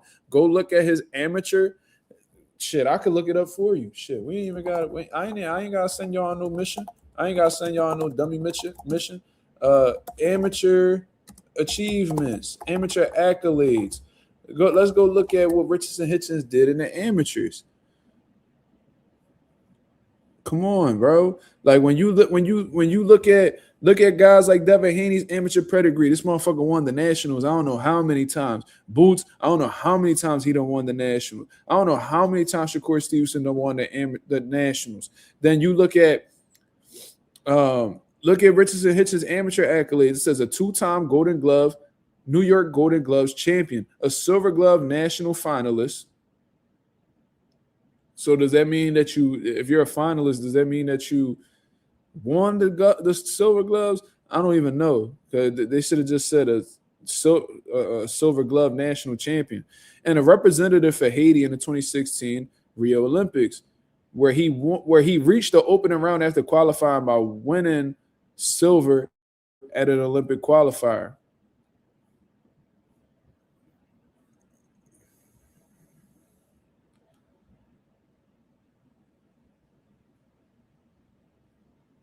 Yeah, and then like you lost it. You was a first round exit. You was a first round exit because Gary Antoine whooped your ass in the amateurs. But anyways, so go back to the pro shit. You go ahead within 1 to 2 years of being with Eddie Hearn. You know what I mean? You pulled off that bitch with Sue Burrell. Everybody swept it under the rug. You know what I mean? And Sue Burrell ends up getting beat by Liam Paro in Puerto Rico. So you went from being like, oh, man, you know, I ain't really feeling that rehydration clause, blah, blah. You disrespect the IBF. They was giving you an opportunity, you bitch-ass nigga, and you was acting like you ain't want nothing to do with the IBF. You know what I'm saying? You was playing it real cool because you knew if you'd have fought Sue Burrell, he'd have pecked you the fuck up. Because we seen what happened with that Lemos fight, and you showed bitch in you, nigga. You showed chinks in your armor, and instead of addressing them and getting better, you ran from the situation. That's what makes me feel like you a pussy in reality. But regardless of that, you go ahead. All of a sudden, you a pick-me-ass nigga. You know what I mean? You cheerleading for that motherfucking Liam Paro fight, nigga. You got your motherfucking you got your pom-poms on. You cheering for that Liam Paro fight because you knew stylistically that'll be an easier fight for you. And then you go ahead and you do your thing with Liam Paro and you become champion.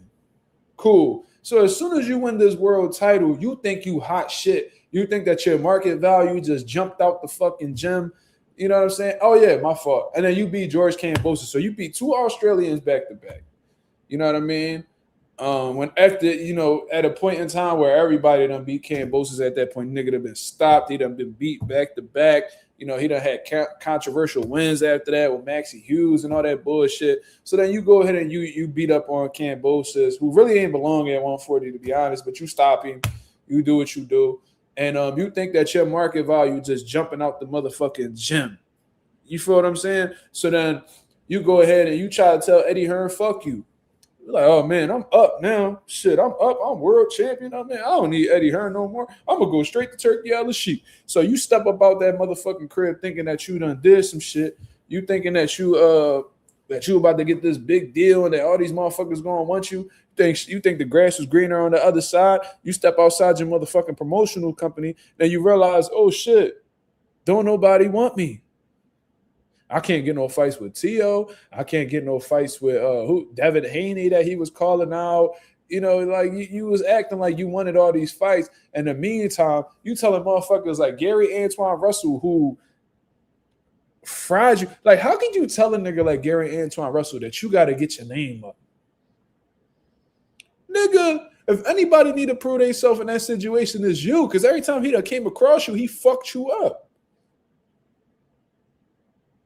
And everybody keep talking about Gary Antoine Russell. Obviously, he don't want to fight the nigga. Well, go about. He showed you who he was before that. Go look at the Sue Burrell Matias situation. I know Sue Burrell ain't the most popular motherfucker right now because he a drug cheat, but look how the way he carried that situation. It lets you know that Richardson Hitchens got picks, y'all. He's a bitch. He's a bitch. Simple and plain. And we see that he has a really big problem with a certain style. Right? And like, he doesn't like. You could tell he runs from the situation. He don't like motherfuckers who put pressure, let their hands go, and got any sort of power. And I always feel like whenever I try to look for this video, I always have trouble finding it. Right? I think they just be taking this video down. I don't know why. Like you can't even find this shit on YouTube. You always just come across it on Twitter.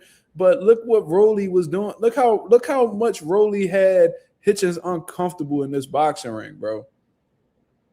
This motherfucker look like he had some Pumas on. I don't know what the fuck Hitchens had on his feet.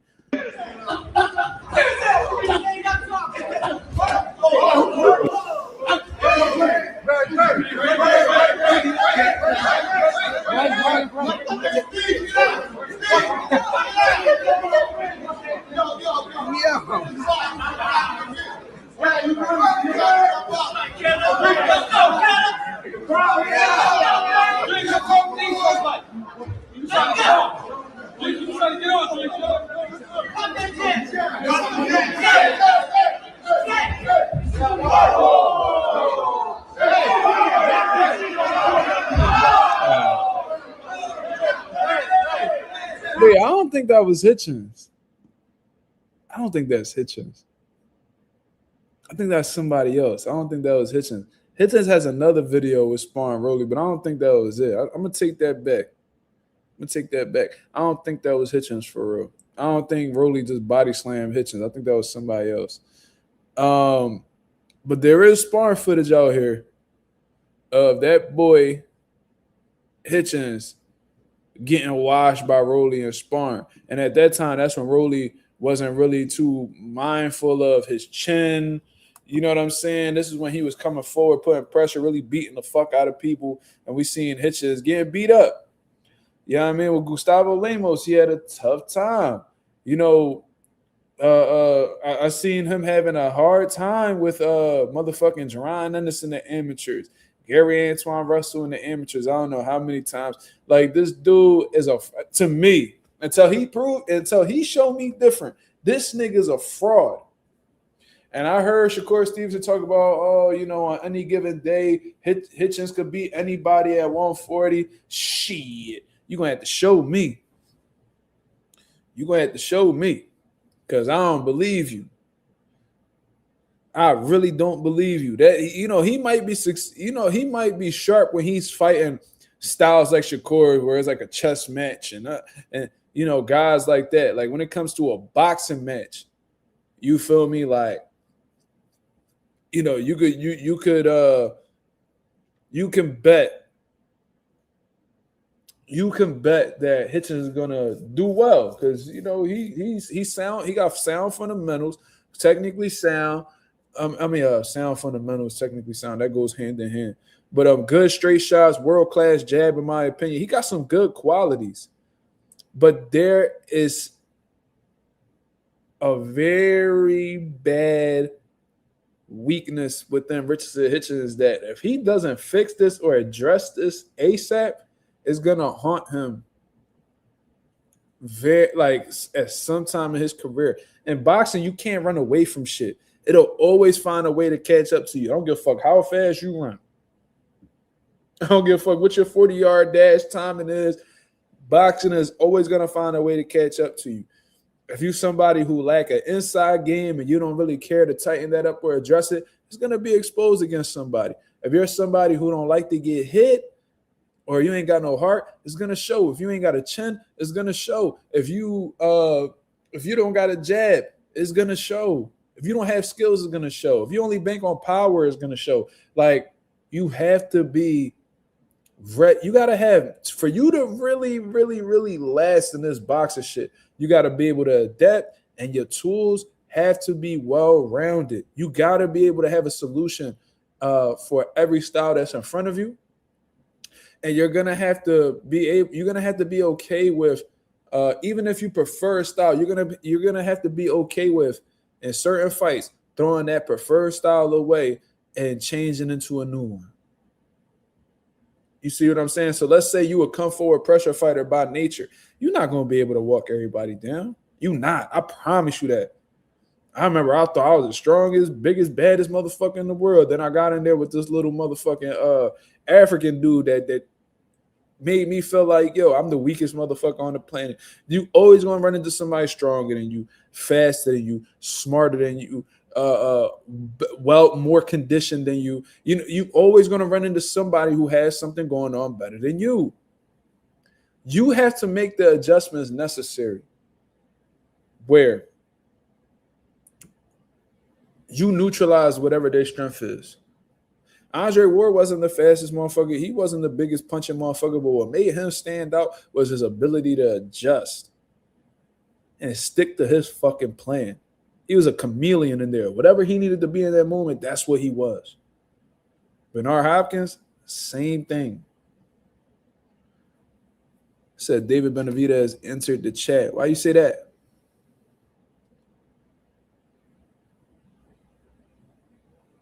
Why you say David Benavidez entered the chat?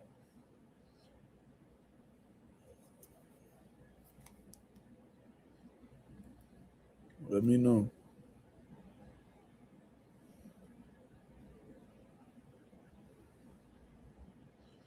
That was the video I was actually looking at.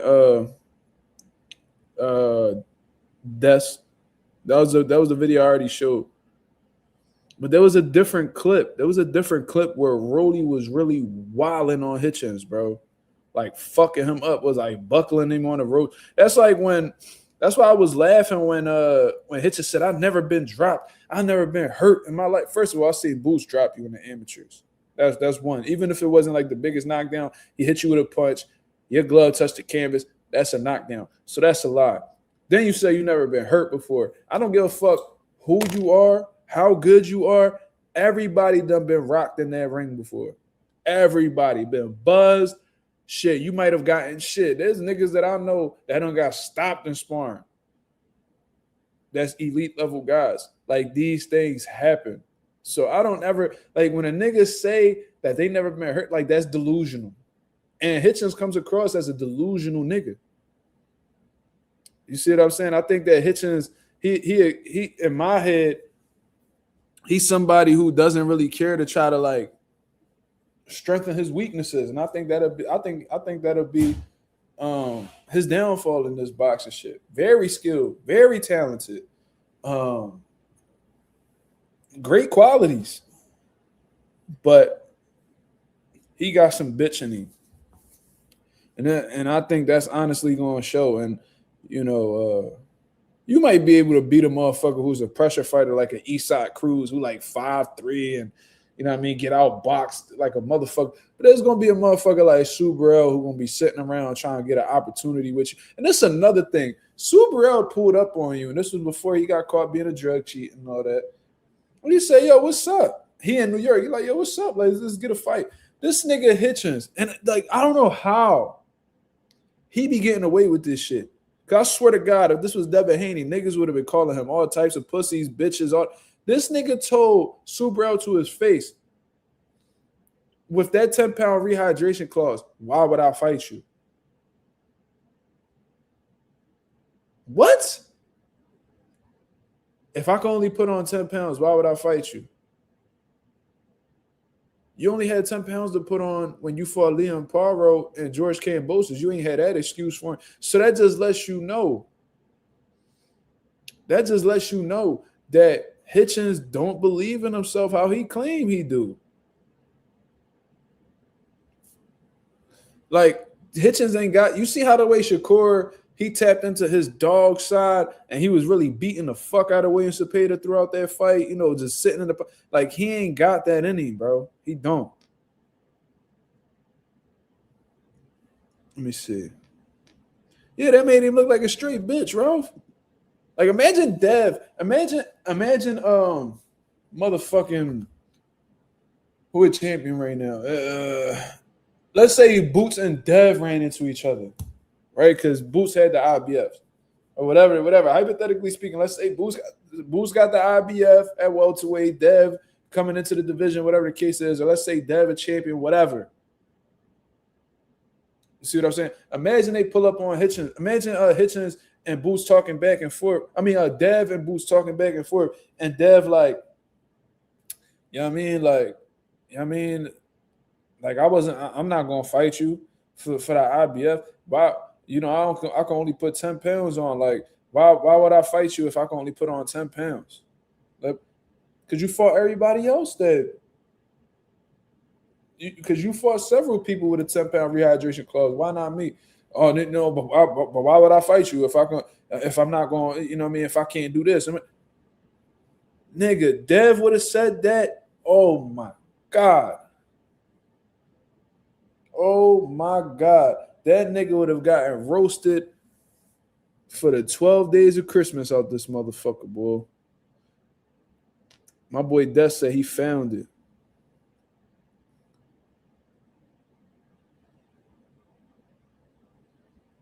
Oh yeah, let me pull that up. Oh yeah. Hold on. Let me go ahead because it's hard to pull it up on my phone. Man, that would have been Dev though. Niggas would have deep fried him into a whole different fucking level, bro. Jesus Christ. I don't know how he be getting away with this shit. He always seems to get away with it. He be telling y'all that he a duck, but niggas don't be wanting to hear him. That fucking Gary Antoine response he had let you know he a duck. Like, how the fuck you gonna tell this nigga to get his name up as if you a bigger name than Antoine? Nigga, y'all on the same level.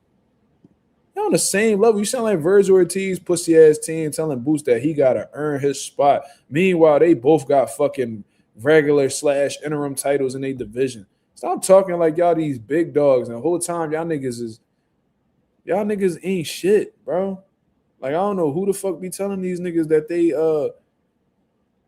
they these fucking badass motherfucking superstar boxers who too big for certain shit. Like, nigga, Floyd could have got away with it. Canelo could have got away with it. And Bud right now, he could have got away with it. Y'all not dumb. Them niggas earned their weight, cuz. But anyways, let's share the screen real quick for the people to see. My boy Des. One thing, yeah, like Bella said, Des does nothing else. He gonna post the link. That's a fact. That boy Des, he be having receipts, boy. So this was Des trying to dog shit out of Lily, catching and shooting. Beautiful catching and shooting.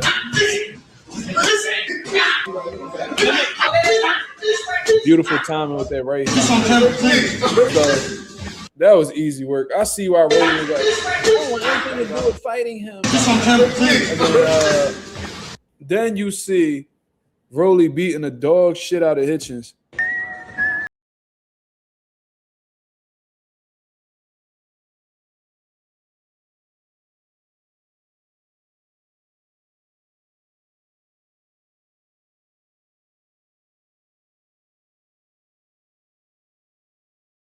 Oh, he didn't get hurt there. You ain't get hurt there, brother. He ain't rock your shit with that left hook. Stuff always said about Hitchens. If you get past his jab, that nigga is in trouble. If you're first against Richardson Hitchens and you neutralize that jab, he is in trouble because his jab is literally his defense and his offense. You take that away from him, he's cooked. There's nothing else that he could resort to. Do Hitchens got an inside game to rely on? No. He tie up as soon as you get in close quarters with him. Does this nigga he ain't got nothing past that jab. He ain't no slippery upper body movement having ass nigga. Like he's not that. He's not that. Very limited. And it's plagued them since the amateurs. Now, if you can't get past his jab, you in a bit of a fucked up situation. Now he's just gonna box the fuck out you. But you know what I mean? When you got that pressure, that intensity, that volume, and you got that crack, you know, like that punching power, you got some good shit going for Richardson Hitchens, bro.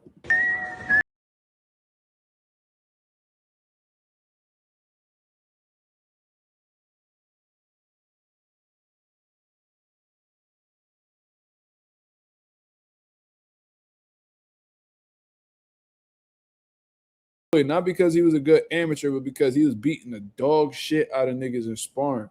Niggas who thought they was somebody on some real shit. Rolly might have got signed right after whooping Hitchens' ass in that ring. I want to ask Rolly, what sparring session made Floyd want to sign you, bro? Yeah, it's this nigga.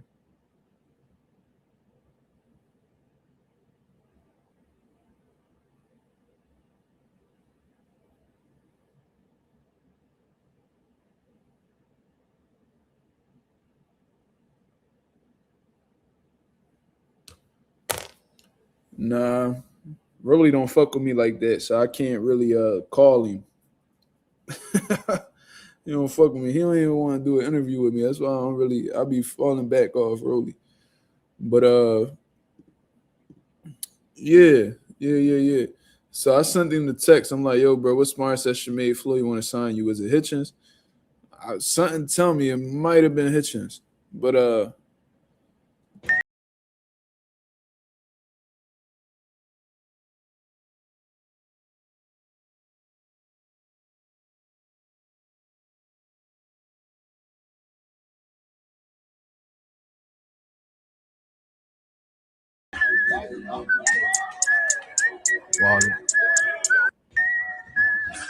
and that was just a small. I would have loved to have seen the rest of the clip. That's just a small clip. That's just a fraction of what happened in there. Yeah, I had Rolly on, but I only had him on one time. You know, since then he ain't really been available, or you know, he been ducking and dodging. You feel me? My boy R3 said, do you think Richardson Hitchens is in the same boat as Ryan Garcia in terms of they basically have one weapon? Ryan has a left hook and Hitchens with a jab. Nah, Hitchens is a lot more skilled than Ryan Garcia because, you know, even, you know, Richardson Hitchens is sound fundamentally. You know what I mean? He brings his hands back. He got a good right hand. You know what I mean? He's accurate with his punches, and he got some good movement too. He understands range real well. I mean, because he has such a great jab, he's really good at keeping opponents at the end of his punches. You know what I'm saying? So if it's a boxing match, he's going to get you most of the time. Ryan literally has zero jab, zero footwork, you know, no understanding of range whatsoever. You feel what I'm saying?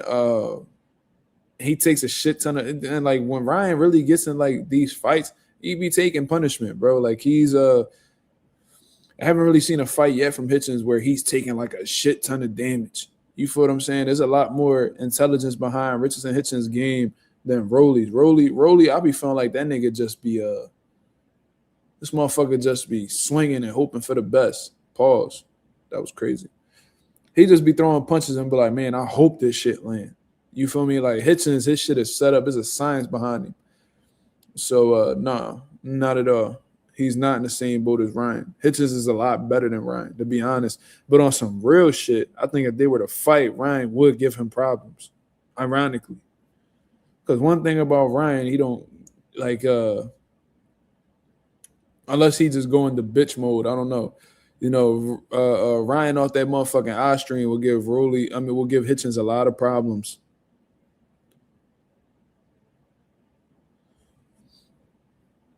R3 said, imagine Rolly had an iron chin with that style. I mean, I think he did at first until fucking Tank cracked him. He was chilling until Tank hit him. Then after Tank hit him, he just lost all belief in his ability to take a punch.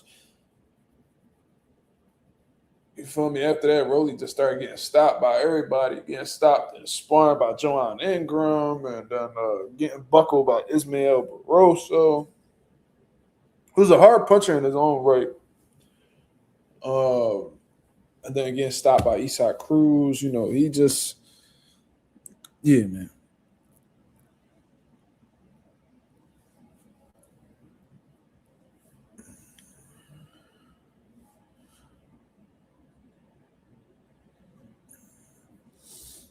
Yeah, there's no intelligence behind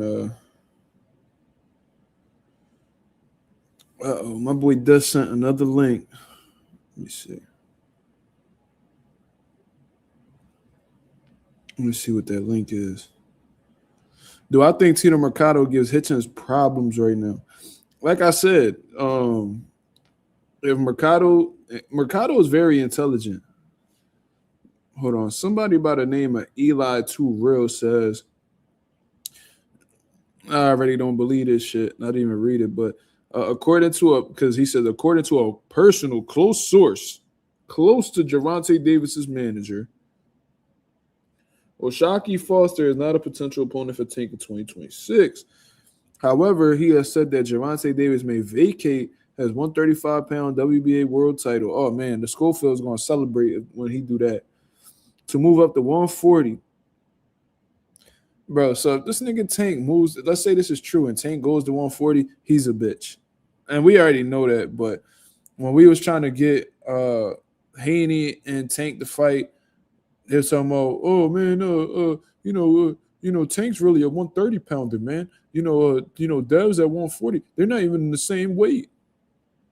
When I told y'all he fought at 140 before, so it really ain't no excuse. But whatever, let's continue on. Where Tank and his team have these three names on their list for their next fight: Pitbull Cruz, Lamont Roach, or Gary Antoine Russell, and that's Cat. That's Cat. Tank ain't fighting no fucking Gary Antoine Russell. And on some real shit, I don't even know if he'll fight Lamont. But one thing I do know is that he would probably fight Pitbull Cruz because he said it on his Twitter. He said after his knee healed up, or whatever the case is, because he been using them bitches a lot from what I heard. He said after he healed from his knee injury, he fighting Pitbull. So I think he already gave y'all the fight. And the only reason why he gonna fight him because he already had outboxed the nigga with one hand. So imagine what he feel like he could do with two. So don't nobody believe that shit. And that's what Pitbull been wanting. Pitbull been wanting to cash out for real.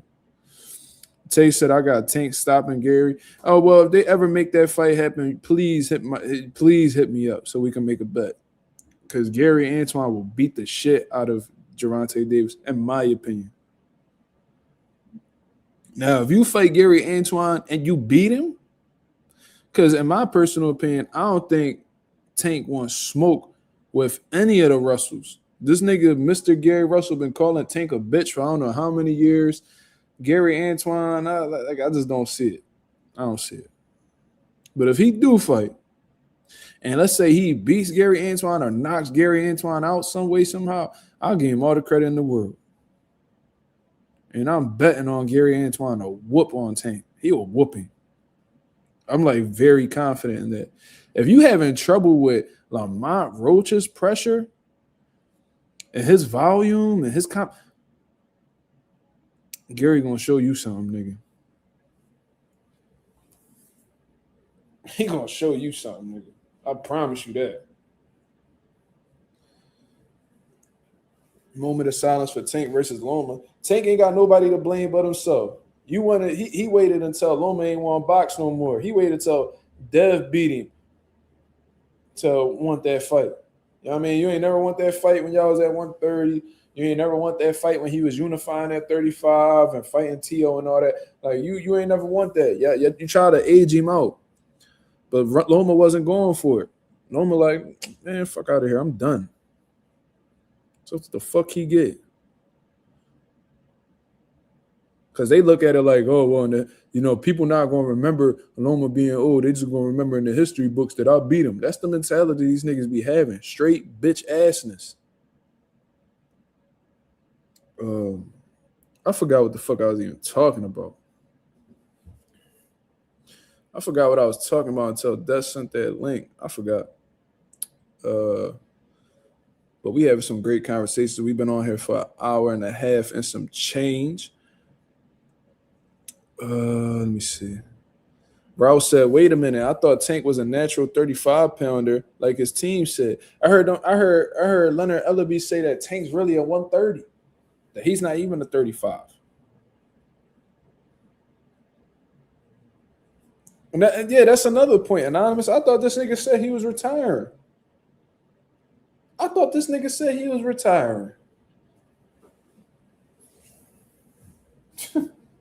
Then this nigga say he done with boxing, fuck boxing. See, what your bitch ass got, see, your bitch ass is, you make it seem like you done with boxing and that you don't need boxing no more, fuck everybody.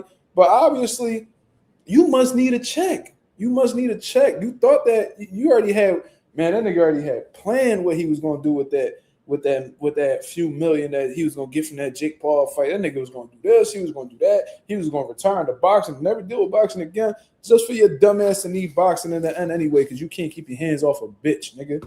So I'd rather talk about shit that's actually like, where is this shit at? I'd rather talk about shit that's actually interesting to me, like shit that I find to be fun.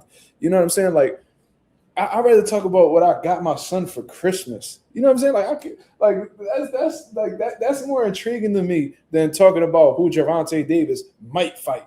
You feel what I'm saying? When he actually gives us a fight we want, then we could sit around and we could talk about it. But until then, you know what I mean? And I think my son Micah and Tank the same shoe size anyway. So yo, Tank, you know what I mean? I got my young boy some nice little, you know what I'm saying? What Jones is these? I got in the Jordan 12s. You know what I mean? The retro Jones. You know what I mean? Look, there you go. I'd rather talk about what I just got my son. You feel what I'm saying? Yo, Tank. You know what I mean? I got the plug for these in case you need some. You feel me? Just in case you need some. I don't even know where the rest of the gifts went. I think they're in my room and my son's sleeping right now. I ain't even about to be doing all that. You feel what I'm saying? But look, I also got my son. I actually didn't get my son this, but this is a nice little gift that my cousin got him. He got a little fire truck. You know what I'm saying? When he saw this joint, he was like, oh, wow. See, this is the shit that I'd rather talk about because this nigga Tank ain't doing shit for boxers. So what the fuck we look like just talking about this nigga? This nigga don't want to, he don't want to do shit. The nigga's a fucking pussy. Scared to roll the dice. My worst fear is being embarrassed. My worst fear is being embarrassed for sure. For sure. My worst fear is being embarrassed. For sure. That's why I don't want to fight nobody. Cause you know, bitch ass nigga. Hold on.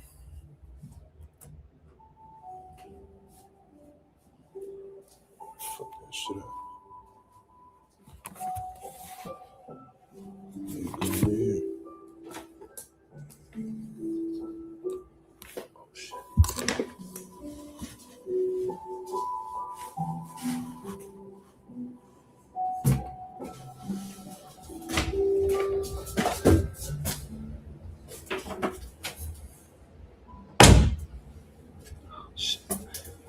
I think I woke my son up.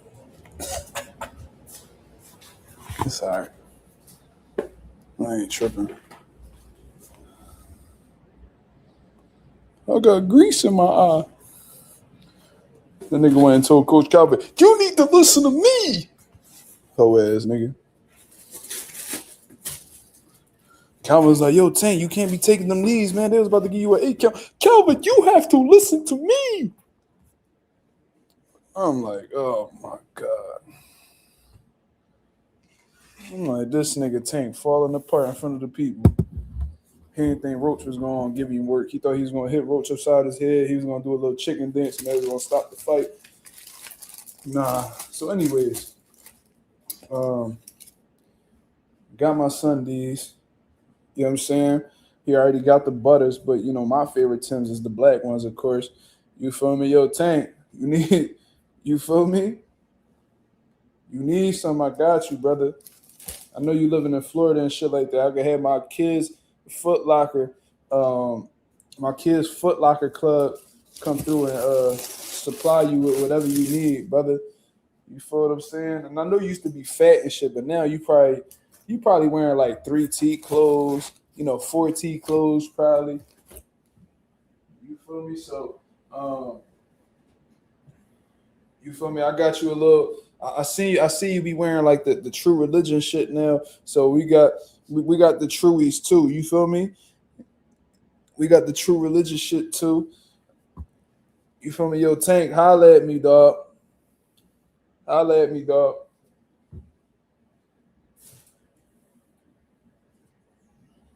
You know what I mean?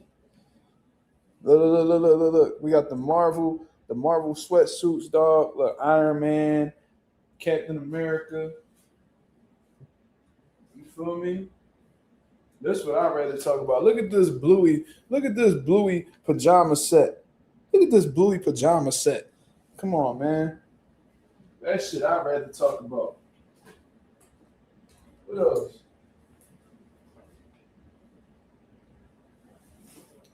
Look at the Spider-Man. My son loves Spider-Man. Look at the Spider-Man outfit. I'd rather show y'all this shit because this bitch ass nigga Tank. Whenever niggas bring up Tank, it's like they want me to just praise the nigga. Man, fuck this nigga. You feel what I'm saying? Oh, look, my son got sweaters and hoodies for days. Crazy Trues is back. I left it on. Yeah, I remember that. I remember when 2 Chainz had True Religion popping for a little bit too. I remember that shit. See? Look, another Bluey t-shirt. You feel me? Niggas gonna know my son like Bluey. You heard? Yeah. And then this the Marvel hoodie. I showed y'all the pants. This is the Marvel hoodie. See? This shit way more entertaining than what Tank giving us right now. Because Tank want to hit bitches with uppercuts. Let's go, Sharon. Tank want to hit. This nigga want to punch on motherfucking bottle girls and shit. He trying to hit them bitches what he hit Leo Santa Cruz with. I'm the champ, and you the joke. I'm the champ, and you the joke. You feel me? That's the type time that he on. Let's go, champ. That's right. The real champ. Look at you. You up there shivering. Let's go, champ.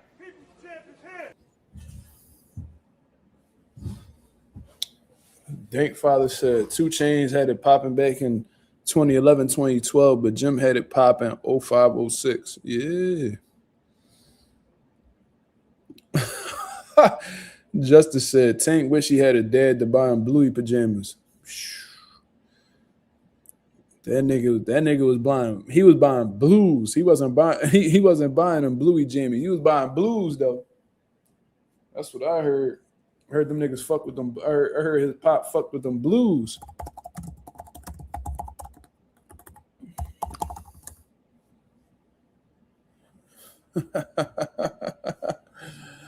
Oh, I heard he used to fuck with them blues. Y'all know what that is? That Fenty. Yeah. Nah, blues is them it's like them fake they like oxy, like them fake oxy pills that's laced with fentanyl. Oh man, Des sent another link. Let me see what you talking about, brother. Let me see where you at. Hit the link one more time. All right. Just because I fuck with Des, man. That shit almost qualified for a super chat, Des. I ain't even gonna hold you. It's like, no, I'm fucking with you. Oh shit. It's a video of Diddy and Tank. Oh shit. Damn, Tank's so happy to be there. Tank the only one who got his shot above his head. That nigga's happy as fuck to be there. Hold up. Oh man, look at your boy. For sure. Now you gotta make a toast for Diddy. I'm doing some homework on. I saw you warming up. Oh, you saw him warming up. I'm doing Wait. What? warming up. Now you gotta make a toast for Diddy. Ain't no way. He said, I seen you warming up, but now you gotta take a toast for Diddy. Oh yeah. That was wild as fuck. That nigga told him, I seen you warming up, but it's time you take a toast for Diddy. Oh yeah, he folded that nigga Tank up like a pretzel. Let's go, champ. Well, no go champ. No go champ. Let's go, You champ. wildin'. That's right. The real champ. Oh yeah, they Look at was tripping. Oh yeah, it was a whole lot of that going on out that bitch. Oh yeah, that yeah. Embarrassed by this? Oh yeah, them niggas is Who the tripping. fuck you think I am? Boy, you better slap your fucking self. That's exactly what he need to do. That's yeah, you know how Diddy do. Yeah, there's a whole lot of weird shit going on over there in that crate. He said, I seen you warming up, but now it's time to take a toast for Diddy. Ooh-wee. That nigga Tank, everybody got their shots right here below their chin. This nigga the only one that got that shit elevated. Ooh-wee, that nigga was ready, boy. That nigga was ready, boy. That nigga Tank, what did you slip up in my cup, girl? 'Cause I want you. Ooh, yeah. I had a little bit too much, girl. Did he come over here? Is something in this liquor? Tripping. All I want is you. Broner got his. Wait, Broner's in the video? I don't see Broner in the video. Broner's there? Ain't no way. No, I don't see him. That's some wild shit. Now I believe Broner might have been in the background. He might have been in the background. Yeah, that's what I'm trying. Warming up weird. That's what I'm trying to figure out. He ain't even know it. Yep. Put Molly all in the champagne. She ain't even know it. Took her home and enjoyed that. She ain't even know it. I don't know how the fuck Rick Ross got away with that, bro. That was some wild shit. That got to be one of the craziest bars of all time. Like, how nobody on Ross' team heard that line and was like, yo, you got to rewrite that, bro. Like, you got. He said, put Molly all in the champagne. She ain't even know it. Took her home and enjoyed that. She ain't even know it. What? Holy shit. Nigga, why you thought that was even cool to say that? That was around the time this nigga Bill Cosby was shooting shit and bitches drinks like Steph Curry. Like, I don't even know why the fuck you thought that was cool to say, but you know, to each his own, man. I don't know. Motherfuckers be in a position of power and think they can't be touched. That's what happened with Diddy. Diddy started feeling like since he had all this money, he had all this influence that he could start getting away with shit. Niggas formed this God complex. All little do they know, all you need to do is just make one false move and them niggas is gonna make an example out of you, bro. Especially if you black. So I don't even know why he did the shit that he did. But who wears Reeboks?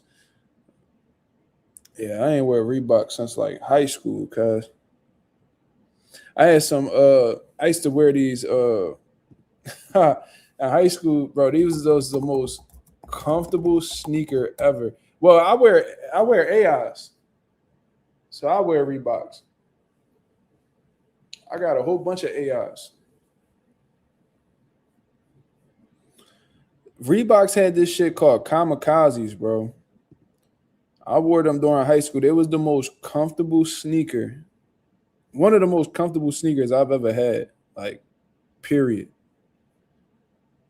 I actually found them right here. I had these Johns right here. Only Philly niggas wear AIs. Hey, fuck it. It is what it is. I got a few pairs. But I had these Johns right here. Wasn't the nicest sneaker. But bro, dumb Johns was like walking on a cloud, cuz. On a cloud. So, bro, the best. I used to wear them bitches all the time. All the time. Jay, you talking a whole lot of shit. What's your sneaker collection looking like? Let's compare. Let's compare our sneakers, bro. I never had the John Walls. No. Wait, was those? I don't even know if them kamikazes was John Wall sneaks. I don't even know.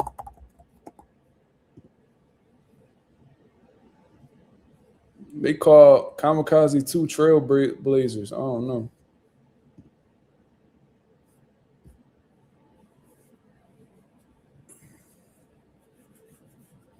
Angel Reese shit. I never even looked at her sneakers, bro. Do she only got female sneakers or she got sneakers for men too? Probably just female Jones. Yeah, I'll show you my sneakers too. I got a whole bunch. But then that's when my son is right now. To be real, I don't even be. The crazy part is I don't even be wearing my sneakers, bro. I don't even wear my sneakers, bro. And I gave away a lot of sneakers too. So on some real shit, the niggas probably got me beat in the shoe department. I ain't even gonna lie. I used to be that nigga with the sneakers too, but once you have a kid, you don't really care about that shit no more. You know what I mean? But any other topics y'all want to get into before I get up out of here, man? Any other boxing shit? We talked a whole lot of boxing today, man. If y'all didn't see my shorts that I put up on YouTube today, please go check them out, man. Support the channel. You know what I'm saying? I think we only 5 subs away from 3,300. Let me see where we at. Yeah, we 5 subs away from that 3,300 mark. Finally, bro. I feel like we've been in the 3,200s for a cold ass minute. Let me see.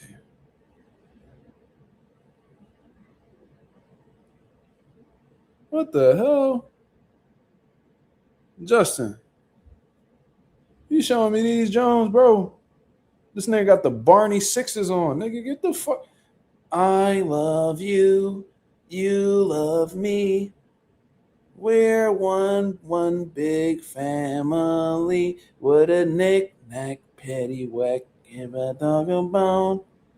You don't get the fuck out of here with them goddamn Barney 6s on, nigga. You better go ahead. That nigga, he had them bitches held up like he was proud of them Jones. Ooh-wee. You tripping, cuz. That nigga, yeah. You gonna have to show me something better than that, Justin. Come on, man. You gotta have something better than that. You got some some 4s. You got like some Jordan 4s. You got something. They don't even gotta be Jordans, bro. Cause I don't even wear my shit all like that. Those the new Air Maxes? Oh no. Dang said take those back, nigga.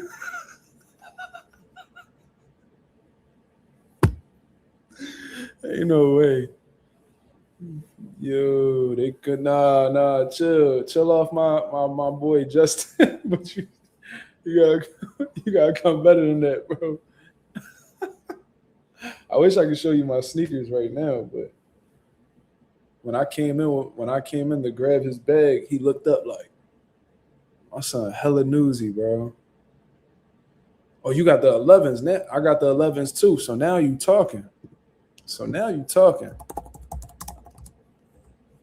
I got the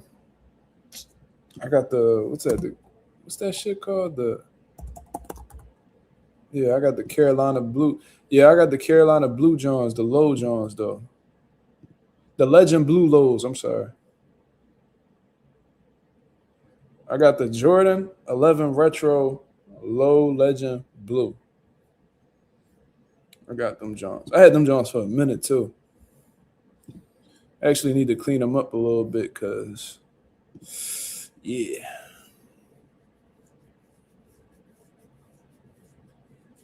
All my Jordans saying Nike Air. I'm qualified to talk. Yeah, I got them Johns too. Wait, do I? Yeah, I do. Yeah, I do. I ain't gonna lie though. My girl bought me a majority of them Johns. Well, fuck it, it is what it is, right? I need to get more back into shoes. Like I said though, I hate spending money on myself. But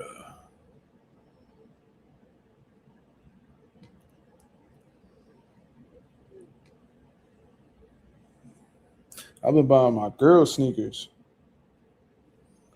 I just bought her a few pairs. I bought her some Ugg slippers. I bought her some Nikes. Some new Johns that just came out too. I ain't gonna lie, I low-key went broke on my fucking girl.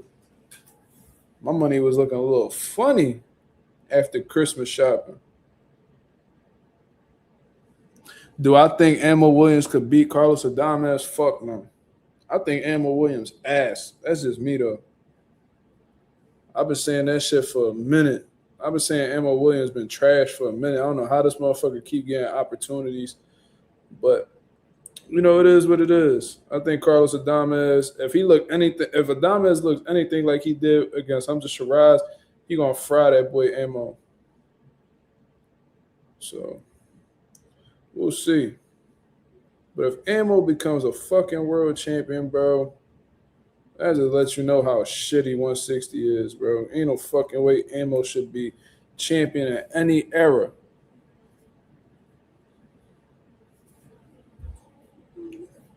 This bracelet, I gained a little bit of weight, so this bracelet a little tight around the wrist. You heard? He said girls would do that. Wait, what you mean?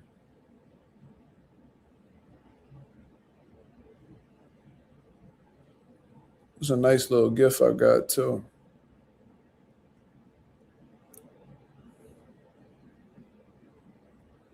Nigga said shout out Ammo. Man, Ammo is a weirdo, bro. He's a weird nigga, bro. Like, I don't know.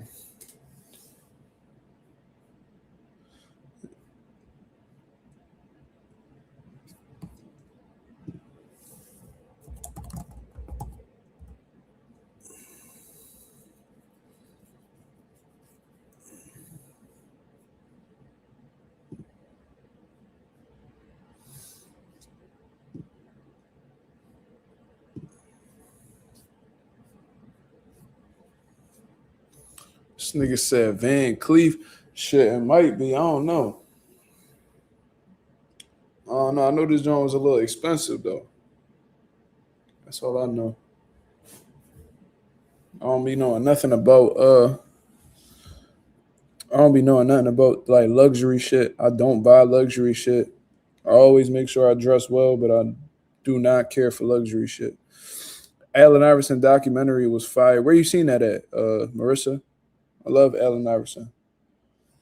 I met him one time. No, twice. So one time I was doing a delivery for this medical center. I'm not going to say where, but I seen the nigga on the elevator. And when I tell you, Allen Iverson not 6 foot. He not.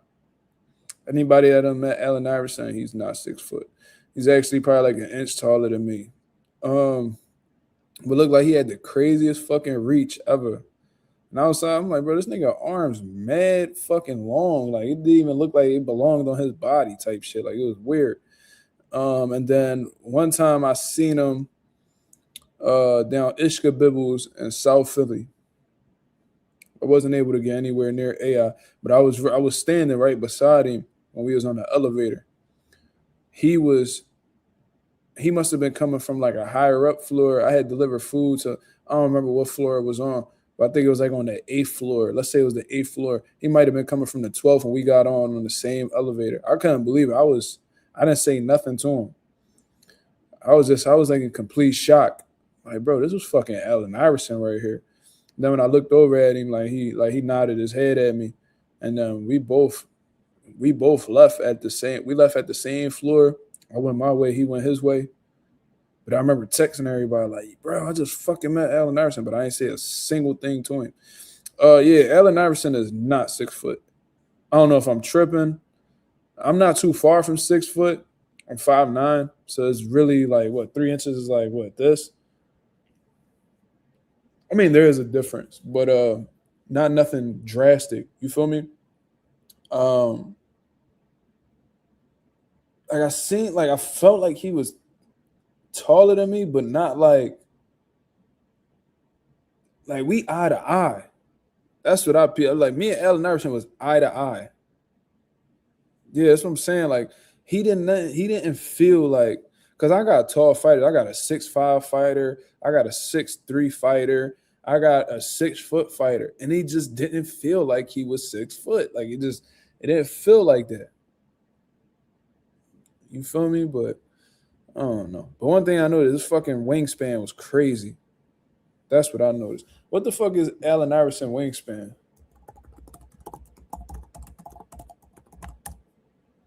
He got a 6'3" wingspan. Yeah, so like that's weird. You feel what I'm saying? For you to be that short, but have a 6'3" wingspan, yeah, that was what threw me off.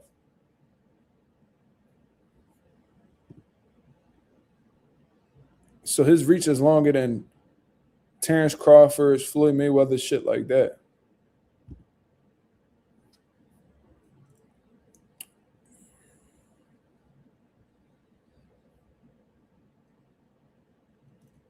See, Coolidge, what's going on, brother? He like a whole motherfucking OG. Look like he drink moonshine and all. Shout out to the boy C. He said, "What's up, Marcus? How are you and your family? Hope you all had a good Christmas. Everything went well, thank God. I spent Christmas Day with my son, and I still have him. So not only do I feel extremely blessed for this, man. It's a beautiful thing. I had my son for Christmas Day, and I have him throughout the weekend. You feel what I'm saying? So." Everything's been going well, thank God. He's been behaving. I'm just blessed to be spending this time with my son. You feel what I'm saying? So everything went well, thank God. He got some nice gifts and shit like that. Ishka Bibbles is a restaurant, like a cheesesteak spot down South Philly, South Street to be exact. They got 2 locations within the same area. It's one of the best cheesesteak spots in the city, in my opinion. And that's where I seen Allen Iverson at while I was politicking down there. I don't remember what I was doing down there, to be real. I just remember him being there. And I was like, oh shit, there you go. He had security and all types of shit.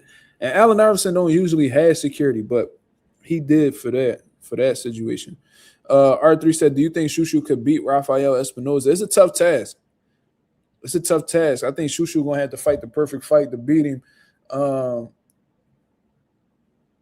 But Rafael, he's a problem, man. He's a problem.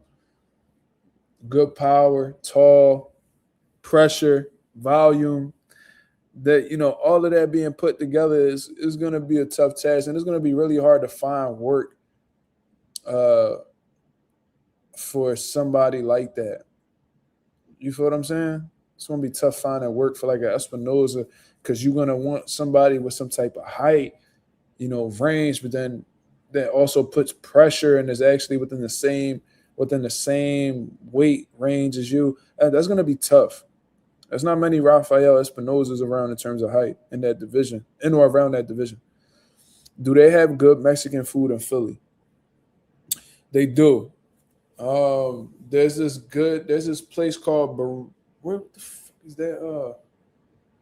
Me and my girl be getting. There's this Berea spot. Let me see what that place is called. There's one. Is it called Berea City or some shit like that? They got this place called. It's a bit more commercialized, but it's called El Rey. Is it El Rey? Yeah, Berea City is really good. They got this Berea pizza, bro. Oh my god. El Vez. E-L, like L, the in Spanish, Vez, V-E-Z. Really good. And they actually have food on the menu that's named after boxers. They had something called like the hold on, I'll tell y'all right now. I don't know if they changed it, but let me see.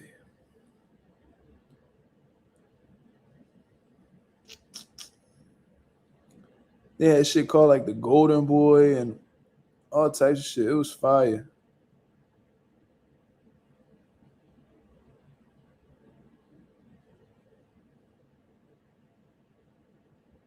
Oh yeah, there you go. They got the guacamole section, right? So it's called De La Hoya. Not playing with y'all, bro. De La Hoya, the Bazooka Limon, and the Indian Red Lopez. He was a fighter as well. And then Tito Santana. So they pretty good, man.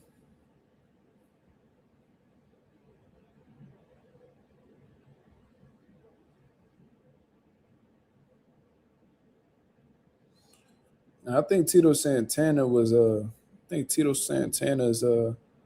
was a wrestler.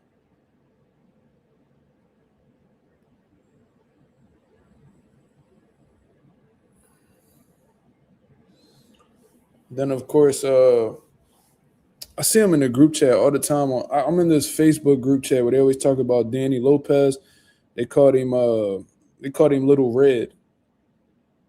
They post about him all the time. He's a lot older now, but he was a fighter. Big puncher.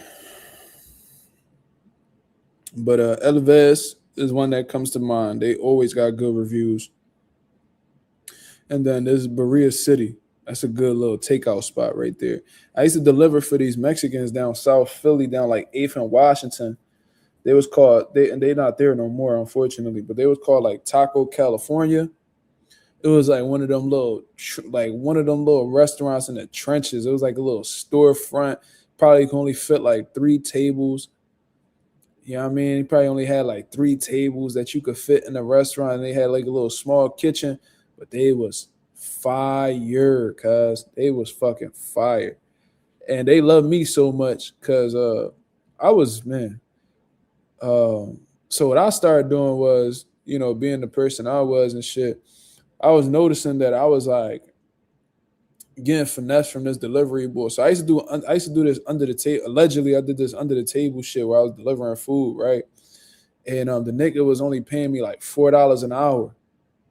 But I was getting crazy tip money because I was like in a real, like the places that I was delivering, it was like every time that I dropped off a delivery, I was getting between $5 to $10 every trip. And I was doing like 4 trips at a time.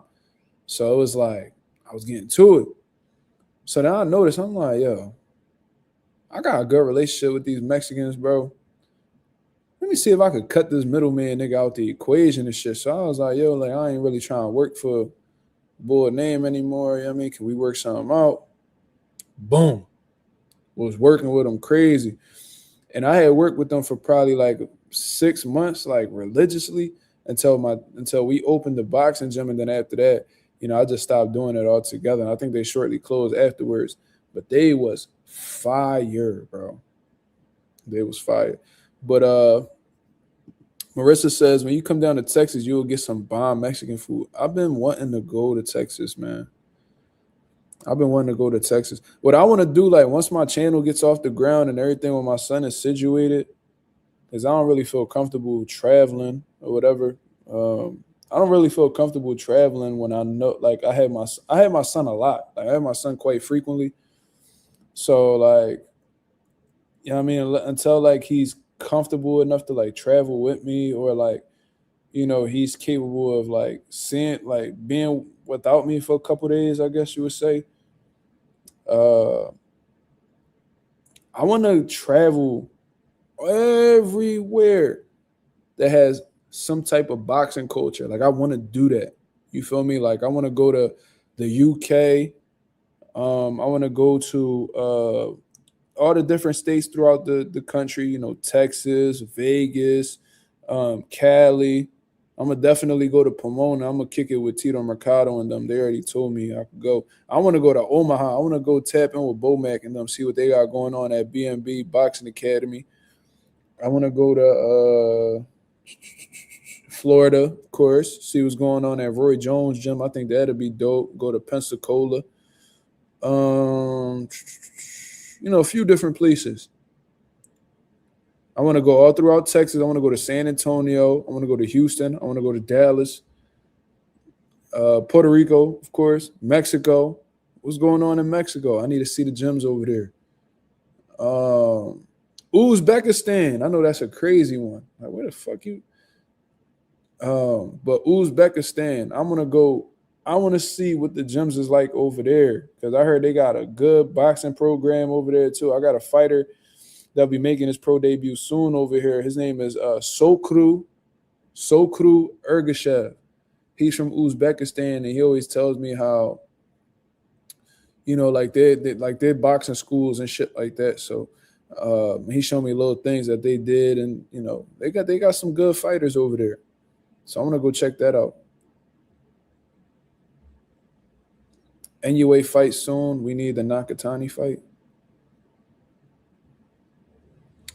As a matter of fact, I might put my alarm on for 4 a.m. Fuck it, bro.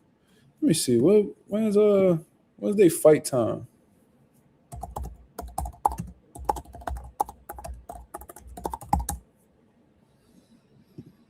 $4 a.m. Eastern time. Nakatani ring walks expected to be 6:47 a.m.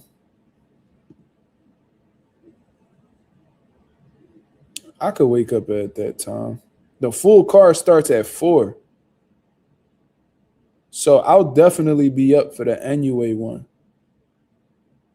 Junto, they saying 6:45 in the morning. I might be able to do that, y'all. I don't really sleep much anyway, so we'll see.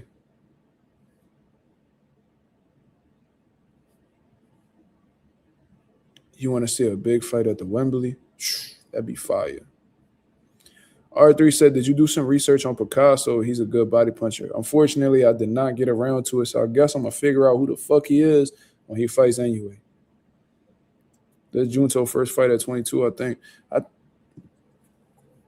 think it is. Or did he take one before? I think he made his did he ain't make his debut at? No, he didn't. This is his first one. And the boy he fighting apparently be sparking shit, so we gonna see what type time he on.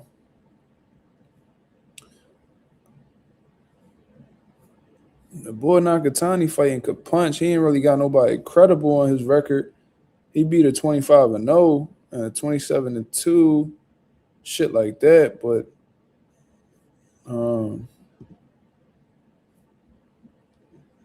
damn, this nigga Nakatani beat a nigga who was 79-1. What the fuck? Sheesh, that's a crazy ass boxing record, bro. Well, boy ain't beat nobody, of course. So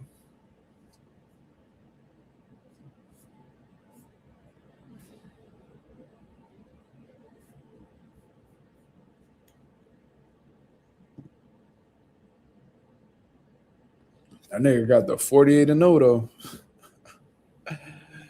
Yeah, some boy from Thailand. Tacoma Inoue beat him. And at the time that Tacoma beat him, he was 48-0. God damn. That's a good-ass record, but he ain't beat nobody.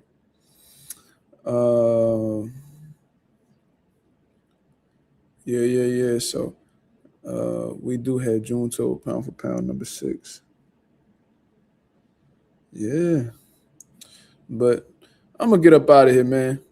I appreciate everybody that came through and showed love to the channel. If y'all could go ahead and hit the like button on the way out, that'll be very much appreciated. I'm going to get a little bit of sleep so I could wake up for the Junto Nakatani fight, along with Naoya Inoue's fight, man. If you appreciate the channel, if you appreciate the content, please hit the like button. Please subscribe to the channel. Please share the video if possible. Like I said, we're only 5 subs away from that 3,300 mark. So if you guys would like to contribute to the channel in any way, that'll be very much appreciated. You see what I'm saying? I'm about to go lay down with my son and the wifey, of course.